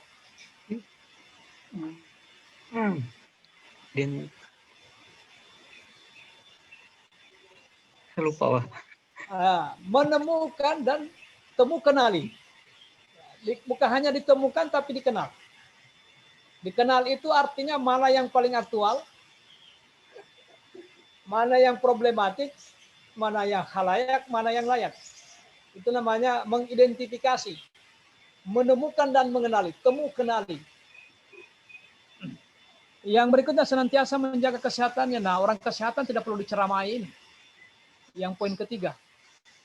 Karena orang kesehatan bilang, kesehatan bukan segala-galanya, tanpa kesehatan tidak ada segala-galanya. Ya. Jadi memiliki senantiasa menjaga kesehatannya sehingga memiliki kesehatan fisik dan mental yang baik. Yang keempat, memiliki kecerdasan emosional dan spiritual dan inteligensi yang tinggi. Jadi cerdas intelektualnya, cerdas emosinya, cerdas spiritualnya.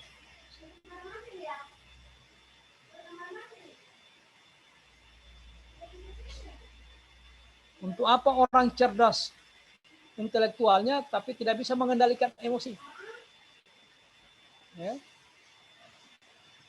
Setiap kali masuk di kantor pasti ada saja meja yang tersenggol. Hebat, padahal titelnya berderet-deret. Jadi memiliki kecerdasan emosional dan spiritual, apalagi teman-teman yang ada di kesehatan. Ini sangat penting. Jaga fisiknya, jaga emosi. Nah, kalau tidak, hari-hari berkelahi dengan pasien. Sudah jelas kartunya mati, dikasih penjelasan malah kita yang dia marah. Repotnya ini. Gimana ini? Tapi memang tidak bisa juga kita salahkan sepihak, masyarakat yang salah. Mungkin kita yang kurang melakukan publisir. Mungkin ya.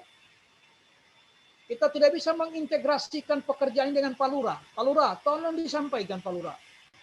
Di puskesmas itu tidak akan dilayani kalau dia tidak ada ini. Saya kira bisa disinergiskan. Bisa.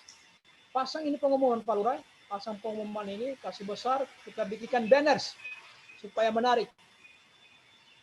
Pak Camat, mohon didukung ini Pak Camat. Ya, kira begitu. Jadi begitu kalau sudah semua menyebar, secara konvensional kita sudah bikin pengumuman. Di media sosial, di YouTube kita sudah manfaatkan. Kita sampaikan secara digital. Pelayanan ini tidak bisa begini-begini kalau tidak ada ini dan itu. Kemudian memiliki pengetahuan tentang kearifan lokal. Nah, kearifan lokal. Bahasa lainnya, di mana langit, di mana bumi dipijak, di situ langit dijunjung. Jadi kearifan lokal.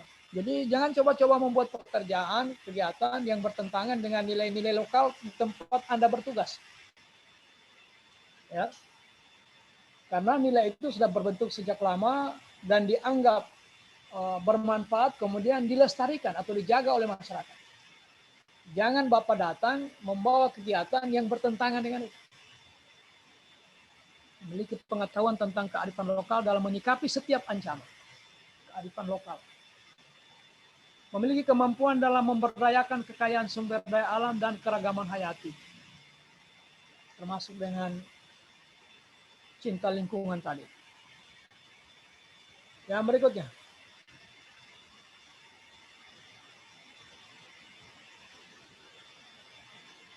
Nah, ini kan dalam berhidup berbangsa dan bernegara ini Pak pasti ada fluktuasi. Dia sangat dinamis. Ya. Tidak berputus asa. Hari ini kita menghadapi COVID. Tidak berputus asa ketika menghadapi persoalan kehidupan bermasyarakat, berbangsa, dan bernegara. COVID ini persoalan bermasyarakat, berbangsa, dan bernegara. Andaikan bicara putus asa ya, kayak kemarin ya, tsunami ketiga di India. Luar biasa itu yang mengagetkan semua orang. Angkanya semula sudah melandai, tinggal 11.000, tiba-tiba naik 300.000 lebih dalam sehari.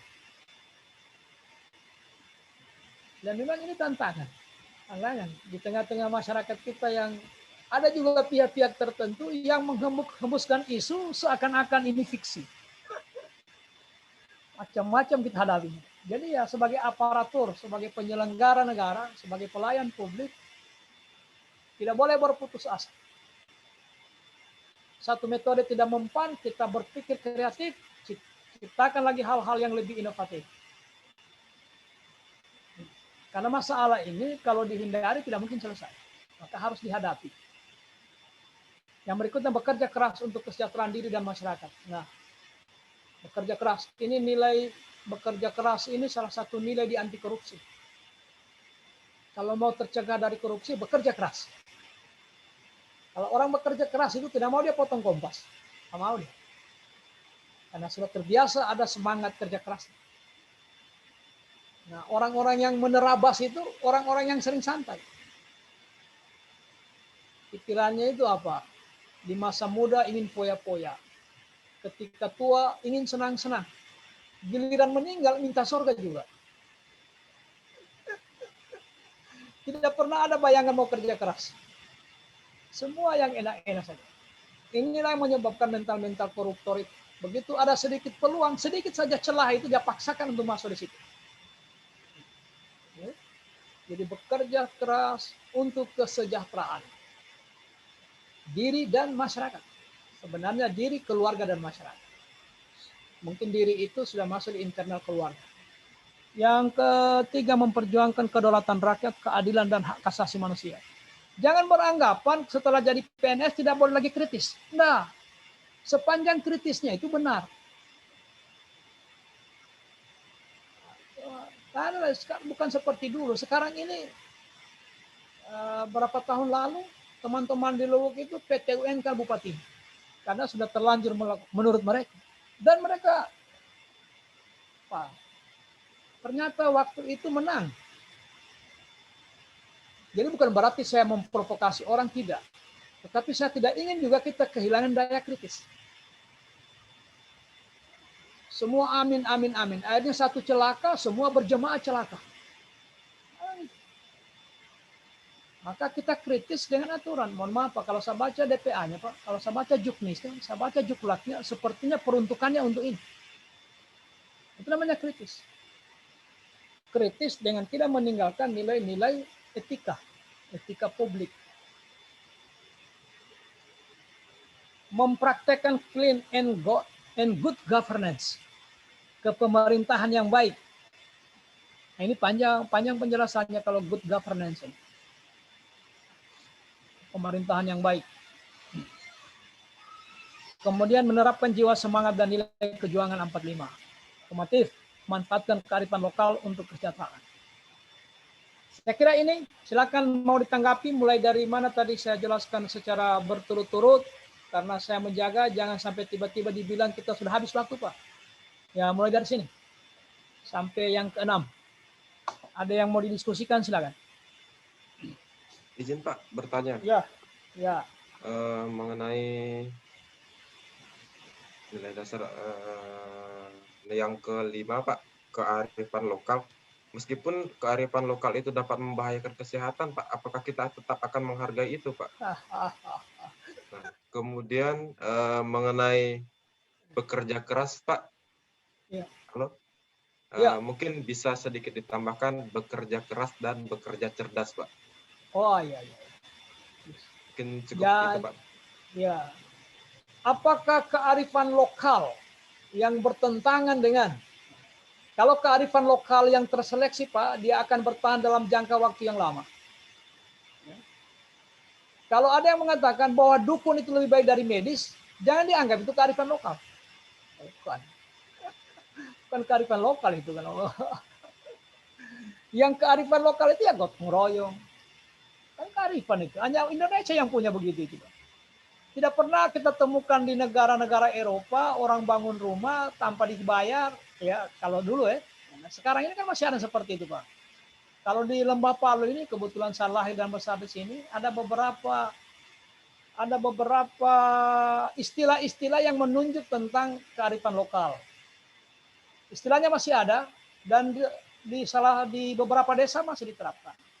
Misalnya Nolunu, Musialapale. Kemudian ada beberapa istilah itu. Istilah yang digunakan oleh masyarakat di desa ketika itu ya, yang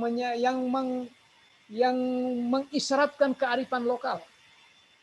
Kalau bertentangan, pasti kearifan lokalnya akan tersingkir dengan sendirinya. Pastilah. Pasti. Misalnya kalau bisa Bapak kasih contoh kearifan lokal yang bertentangan dengan kesehatan, kira-kira di mananya kira-kira itu Pak Sutarno? Siapa? Mungkin contoh yang paling sering saya alami itu Pak, berhubung saya itu perawat gigi, ketika di rumah itu ada masyarakat yang sakit gigi, yang paling pertama mereka cari itu adalah pasta gigi atau bahkan yang paling ekstrim itu Pak, bisa dibilang minyak angin begitu Pak. Apa ya mungkin minyak gosok, minyak urut gitu Pak. Ah, Itu setelah saya tanyakan, mereka bilang orang tua dulu pakai seperti ini. Itu ya, dan memang untuk mengubah itu, mengubah ya, pola pikir itu kita harus memang menjelaskan dasar medisnya, manfaat dan efek sampingnya. ya. Ini kan bukan cuman dulu, sekarang juga kan pertarungan verbal dengan dunia medis itu kan semakin tajam. Saya pernah tahun 2011 ada satu produk verbal ketika itu sangat booming. Dan saya juga sudah ketergantungan dengan yang verbal itu. Dia produknya higienis. Nah, ketika saya mau melakukan perjalanan waktu itu 2011, kebetulan saya menunaikan ibadah haji. Saya datangi dokter, saya tanya, bagaimana menurut dokter? Karena saya anggap ini bagus menjaga stamina saya. Apa kata dokter? Kita ini Pak tidak pernah merekomendasikan sesuatu yang tidak pernah kita pelajari teori. Nah ini kan sebenarnya diskusinya di herbal dan medis. Kira-kira di situ ini. Sama dengan timnya Menpan mempertahankan minyak kayu putih itu bisa mengatasi COVID. Nah ini kan perdebatannya jadi panjang. Karena pembuktiannya harus proses penelitian dan seterusnya. Yang saya maksud kearifan lokal itu bukan yang seperti ini. Kalau ini ya lebih kita bawa ke ke keyakinan, kepercayaan, dan bisa juga dia masuk di ranah diskusi publik. Karena tidak sedikit juga orang yang mendukung verbal ya. Mungkin karena perjalanan agak sulit saya menjelaskan itu Pak. Karena kadang tidak rasional. Nah, yang ini begini. Misalnya kearifan lokal itu yang bertentangan dengan kesehatan,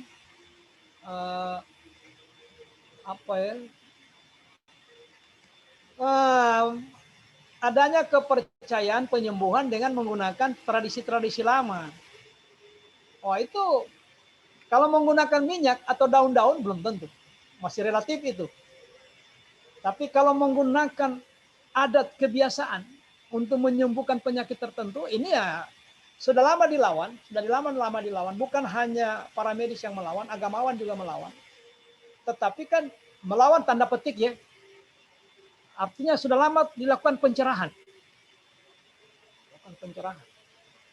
Karena kita sama-sama mengatakan bahwa itu tidak bagus, kearifan yang tidak bagus untuk dunia kesehatan.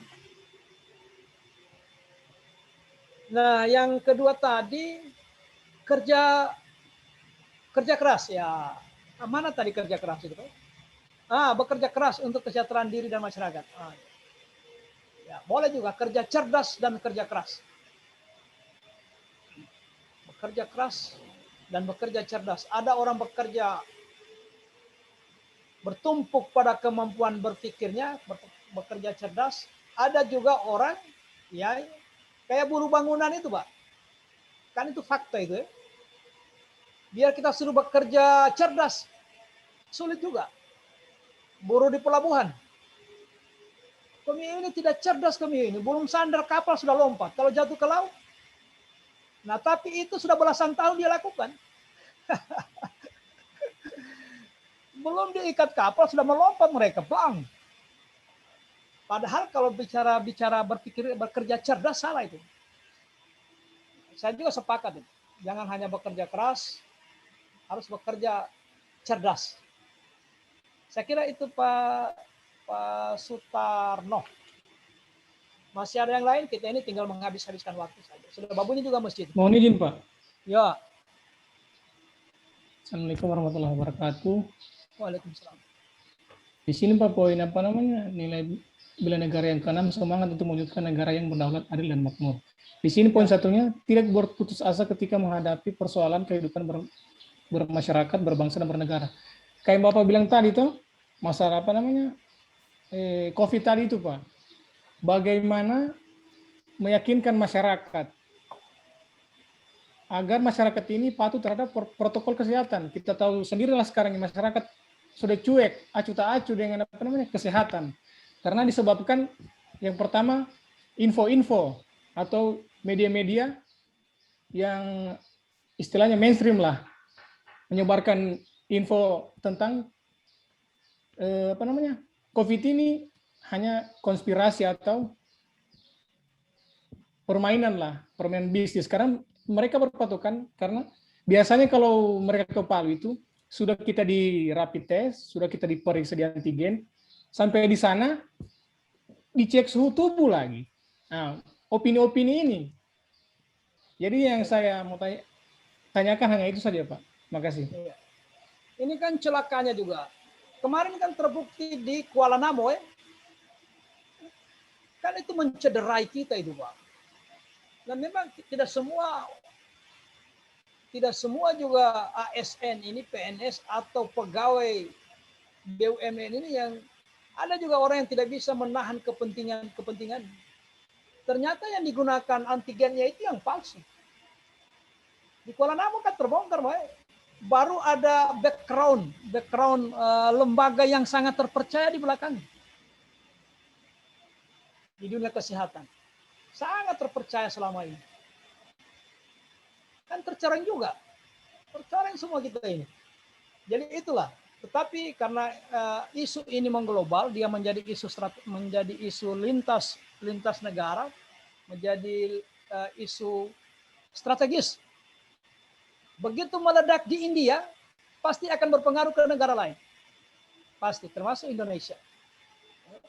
Bayangkan dari 11.000 menanjak jadi 300.000 lebih.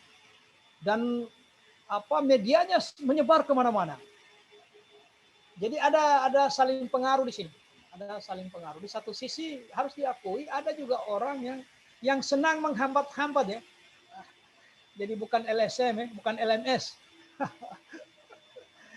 Ada juga pihak-pihak yang seperti itu. Tidak tahu apa kepentingannya, apa keuntungan yang mereka peroleh dengan cara-cara seperti itu. Sehingga meragukan. Nah, dengan demikian itu tetap bagian dari tugas kita untuk berpikir cerdas, melahirkan hal-hal yang inovatif, berpikir kreatif untuk melakukan hal-hal yang inovatif dalam rangka menyelesaikan berbagai persoalan di tingkat masyarakat. Misalnya, harusnya kampanye kebenaran itu mengalahkan kampanye hoax. Harusnya.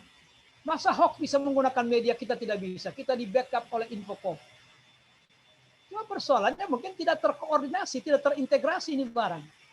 Jadi tetap perlu kita kembalikan kesalahan di pihak kita. Karena kita pelayan. Janganlah begitu terjadi sesuatu, raja yang disalahkan. Harus pelayan dulu, introspeksi diri. Jangan-jangan ini kita belum maksimal dalam hal publisir. Kita masih kalah di media sosial. Kalah kita. Akhirnya justru masih banyak masyarakat yang meragukan bahwa COVID ini adalah fakta. Bukan fiksi, fakta. Jadi memang ini nilai-nilai ini juga terlalu tidak berputus asa ketika menghadapi persoalan kehidupan. Memang begitu. Kalau kita berputus asa, tidak usah. Tidak usah dilakukan. Kasih biar saja orang. Nah, pada akhirnya kayak India itu. Kelabakan kita, Pak. Kelabakan. Kemudian memperjuangkan keadilan memperjuangkan kedaulatan rakyat. Dikaitkan dengan poin berapa tadi? Poin 3. Pak Suparno? Mohon izin Pak, poin 1 Pak. Poin 1 ya? Iya. Saya kira itu saya penjelasan saya. Tidak boleh berputus asa apapun yang terjadi. Kita paham sekali sekarang kita sedang berharapan dengan media. Ada yang menggiring opini bahwa ini adalah konspirasi. Hanya WHO yang mendapatkan keuntungan itu. Kira-kira begitu. Nah, kalau memang kita juga yakini bahwa ini barang fakta, nggak boleh kalah. Nggak boleh kalah. Kitalah yang memulai divaksin. Teman-teman sudah vaksin berapa kali? Mohon izin Pak, alhamdulillah sudah Ya. 2 kali Pak. Ah ya, alhamdulillah. Teman-teman media suara juga sudah 2 kali semua. Jadi saya kira begitu. Nah, sebelum lanjut, saya coba lihat Pak. Kita teriak-teriak bela negara, bela negara. Orang tidak berteriak, kelihatan siapa yang bela negara sesungguhnya. Kelihatan dari fakta negaranya. Nggak usah teriak-teriak, oh cinta negara, bela negara. Nah orang kan lihat dari kehidupan di lingkungan kita. Jadi memang bela negara itu perlu Pak. Perlu. Jaga lingkungan, lingkungan terkecil sekali. Jadi kalau walaupun kita berteriak-teriak di PBB bahwa Indonesia itu sangat konsen, tapi kan orang lihat faktanya.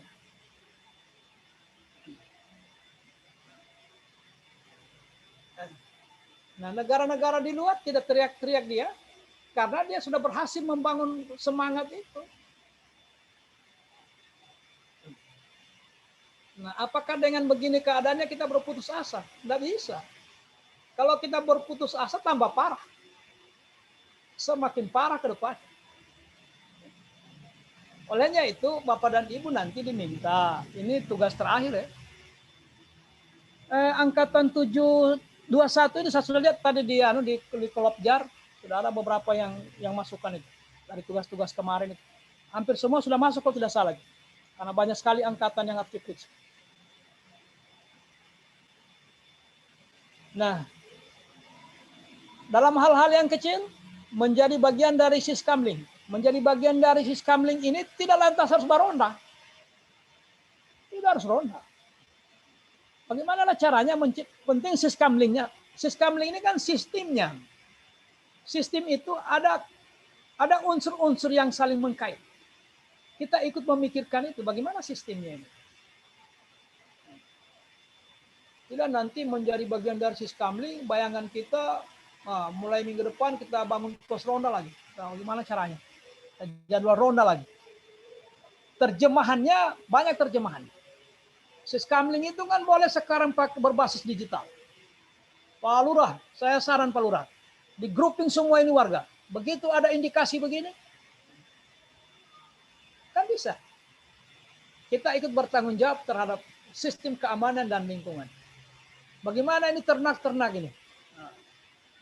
Membantu korban bencana. Nah, kita ini sudah belajar dari peristiwa kemarin itu. Yo bayangkan ketika terjadi gempa yang disusul dengan tsunami dan likuifaksi, semua lumpuh. Lumpuh kita, Pak. Lumpuh. Listrik padam. Pertamina tidak ada yang jalan. Dan tidak boleh ada orang disalahkan, Pak. Tidak bisa. Ini PLN tidak beres ini. Ini polisi tidak bisa. Ini operator Pertamina ini tidak bertanggung jawab. Tidak bisa Bapak. Karena pada saat itu dia juga urus anaknya. Dia harus urus juga istrinya. Dia urus orang tuanya. Memang lumpuh.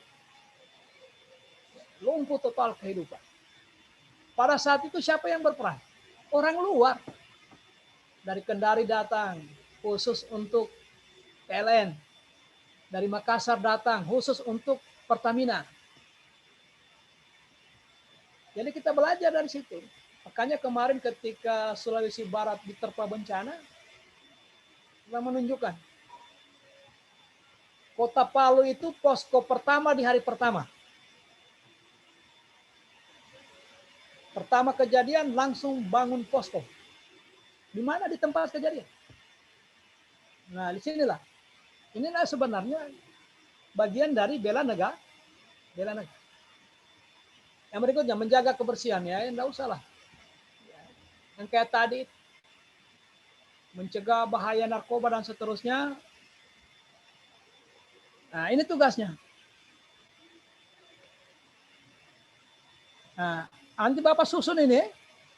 Kalau boleh, pakai memang tabel ini kalau boleh. Ada tabel itu nanti mungkin penyelenggara yang baik kepada bapak-bapak dan ibu untuk dibawa ke tempat tugas nanti. Seperti ini tabelnya. Tapi kalau tidak lengkap tidak apa-apa. Jadi ada nilainya, misalnya nilai apa di situ? Nilai cinta tanah air. Indikator apa? Kemudian aksinya apa? Menanam, memasukkan, memberi masukan untuk siskamling. Nah, seperti ini kira-kira. Tapi biar hanya 3 kolom. Nilainya, indikatornya, aksinya. Nilai indikator aksi. Ini nanti saya lihat di LSM, di Kolopjar. Buatlah rencana aksi penerapan nilai. Nanti saya buatkan juga kalau memang teman saya belum upload ke Kolopjar, dan saya lihat dulu. Nanti saya upload juga, saya usahakan. Yang jelas Izin, tugasnya Pak, kurang sudah ada, lebih. Pak, di tugas Oh, sudah ada. hari-hari Sudah ada. sebelumnya sudah ada itu, Pak. Oh iya, sudah. Biar cuma 3 kolom saja, Pak. Nomor, ya, saya kasih perlihat dengan kursor. Nomor, nilai yang ada 6 itu, ambil salah satunya. Kemudian sebutkan indikator. Indikator apa? Kemudian seperti apa bentuk aksinya. Cukup, sampai di situ saja. Jelas?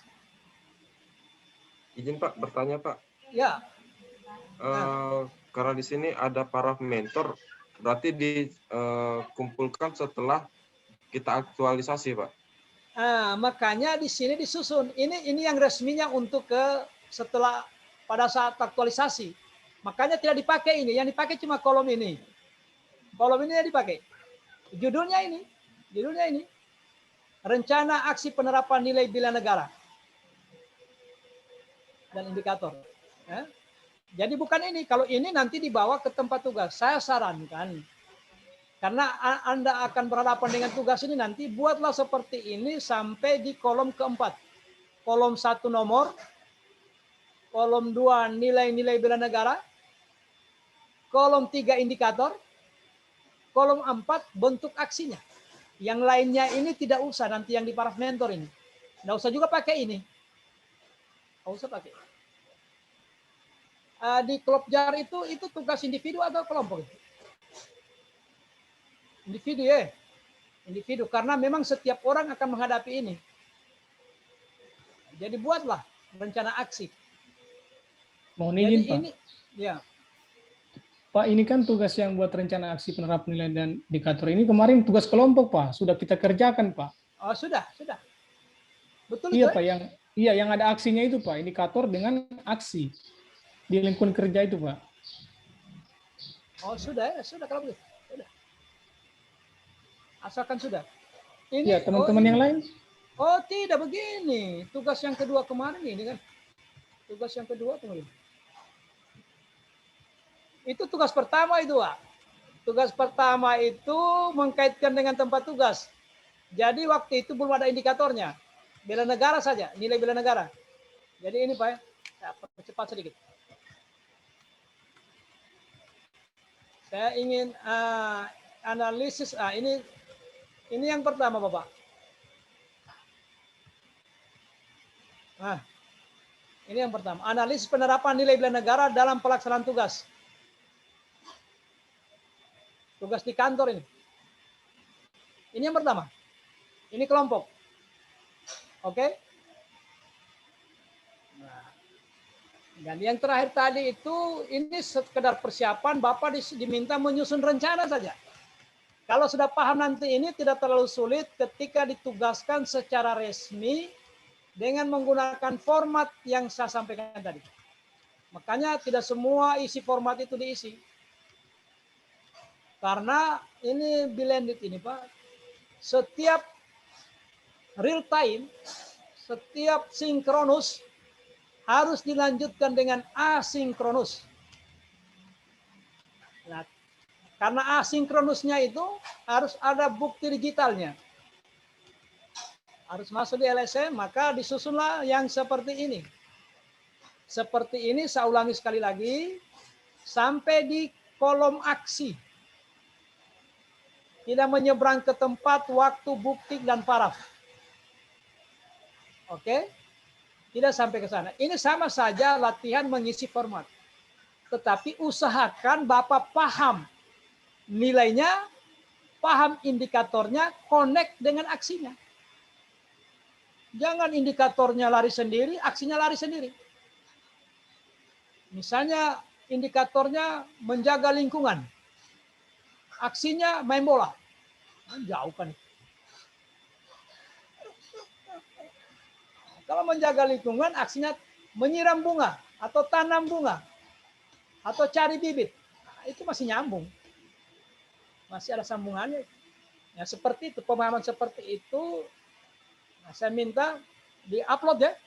Pak, jangan sampai tidak ada nilai di asinkronusnya yang pertemuan ketiga.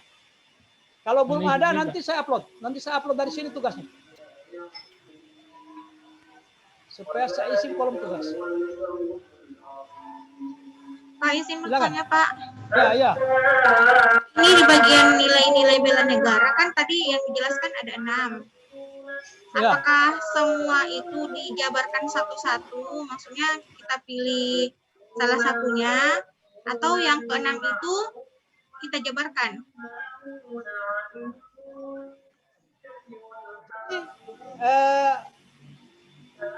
Setiap nilai kalau ada hubungannya silakan. Kalau jadi begini, saya juga tidak bisa batasi cuma satu cinta tanah air saja.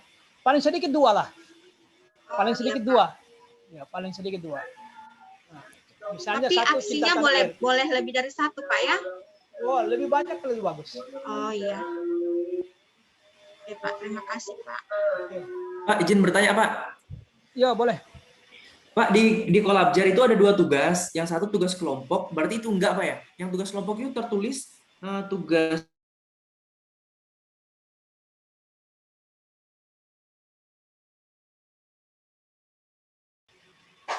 Oh iya, itu yang pertama. Yang sudah kita store itu. Sudah banyak nyetor saya lihat itu. Hari pertama itu. Hari pertama itu. Olehnya begini, memang ini antara mengupload dengan hari kadang berbeda dia. Kita sudah upload, padahal belum masuk harinya. Kalau saya pelajari ini Kolabjar ini, habis materi begini baru kita buat tugasnya, baru kita kirim ke sana. Iya, Pak. Supaya apa yang orang kerjakan dia sudah pahami dulu. Ini sudah menumpuk tugas, begitu juga di kelompok lain. Wah, sudah numpuk, malah kebingungan orang, Pak. Ini tugas yang mana mau diselesaikan hari ini, Pak? Yang mana? Aduh. Jadi saya berpikir-pikir tadi pagi, saya juga baru belajar kemarin itu, karena tidak ada waktu ke kantor, bagaimana cara mengupload ini tugas dan penilaian, baru ada gambaran. Nah, makanya saya kasih tahu tadi, kalau memang belum ada di penugasan, untuk yang tabel tadi, nanti saya upload dari sini. Kolabjar. Saya kira begitu. Tapi kalau sudah ada, ya sudah. Tinggal ditindaklanjuti, kirim. Saya kira itu teman-teman. Ibu Endang. Oh, Ibu Endang. Saya stop share ya, Tabe. Boleh? Boleh saya stop share? Iya, siap, Pak. Ibu Endang. Lanjut. Sambil menunggu. Iya, siap. Bu Endang izin bertanya. Halo? Sudah selesai ini kelasnya, Pak. Kalau masih ada yang bertanya, silakan. Sambil menunggu Ibu Endang. Silakan. Pak, Teman-teman yang mau bertanya, silakan. sedikit saja, Pak. Mungkin cuma bertanya bisa atau enggaknya, Pak. Pak, kalau yang menyangkut kemarin boleh nggak, Pak? Kemarin saya agak sedikit kebingungan. Kalau yang teori fishbone itu, Pak, yang sistem tertutup, boleh nggak harus ada money? Artinya contohnya misalnya money-nya nggak, karena nggak ada itu masalah di money-nya, jadi nggak saya masukkan di fishbone-nya. Bisa begitu, Pak? Boleh. Karena Oh, iya, ini Pak. pemilik rumus, sudah dia katakan ini rumus, bukan lagi rumus tertutup. Tergantung kepentingan. Kalau di perusahaan, cocoknya dia tertutup. Kalau di tempat lain, terbuka, tidak apa-apa. Jadi tidak harus terpenuhi 6 unsur itu. Oh, iya, Satu Pak. unsur saja boleh, 2 unsur juga tidak apa-apa. Oh, iya, Tergantung Pak. fakta di lapangan. Iya, terima kasih, Pak. Ya. Yang lain masih ada? Boleh juga di review yang kemarin-kemarinnya. Tidak harus materi hari ini. Nah, besok itu kita umpan balik ya. Nah, saya harap itu ya tiga mapel itu boleh diumpan balik. Terserah yang mana yang mau diumpan balik. Ya, yang hari ini boleh, yang kemarin boleh, yang tanggal 27 juga boleh. Nah, kalau nanti tekniknya umpan balik itu artinya teman-teman yang menyajikan, misalnya satu orang yang menyajikan, kalau kita di sini 11, ya 10 orang mencoba mengklarifikasi. Nah, juga umpan balik ya. Yang selama ini bola di kaki saya. Nah, oke, kita lihat. Oke teman-teman ya, nanti ketemu lagi ya. Oke, Assalamualaikum. Ya, Pak. Selamat siang. Salam, Pak. Terima kasih banyak, Pak. Salam. Terima kasih, Pak. Atas ilmunya, Pak. Terima kasih, Pak. Sudah dikembali ke room besar ini. Ya, terima kasih teman-teman. Terima kasih Pak Barun.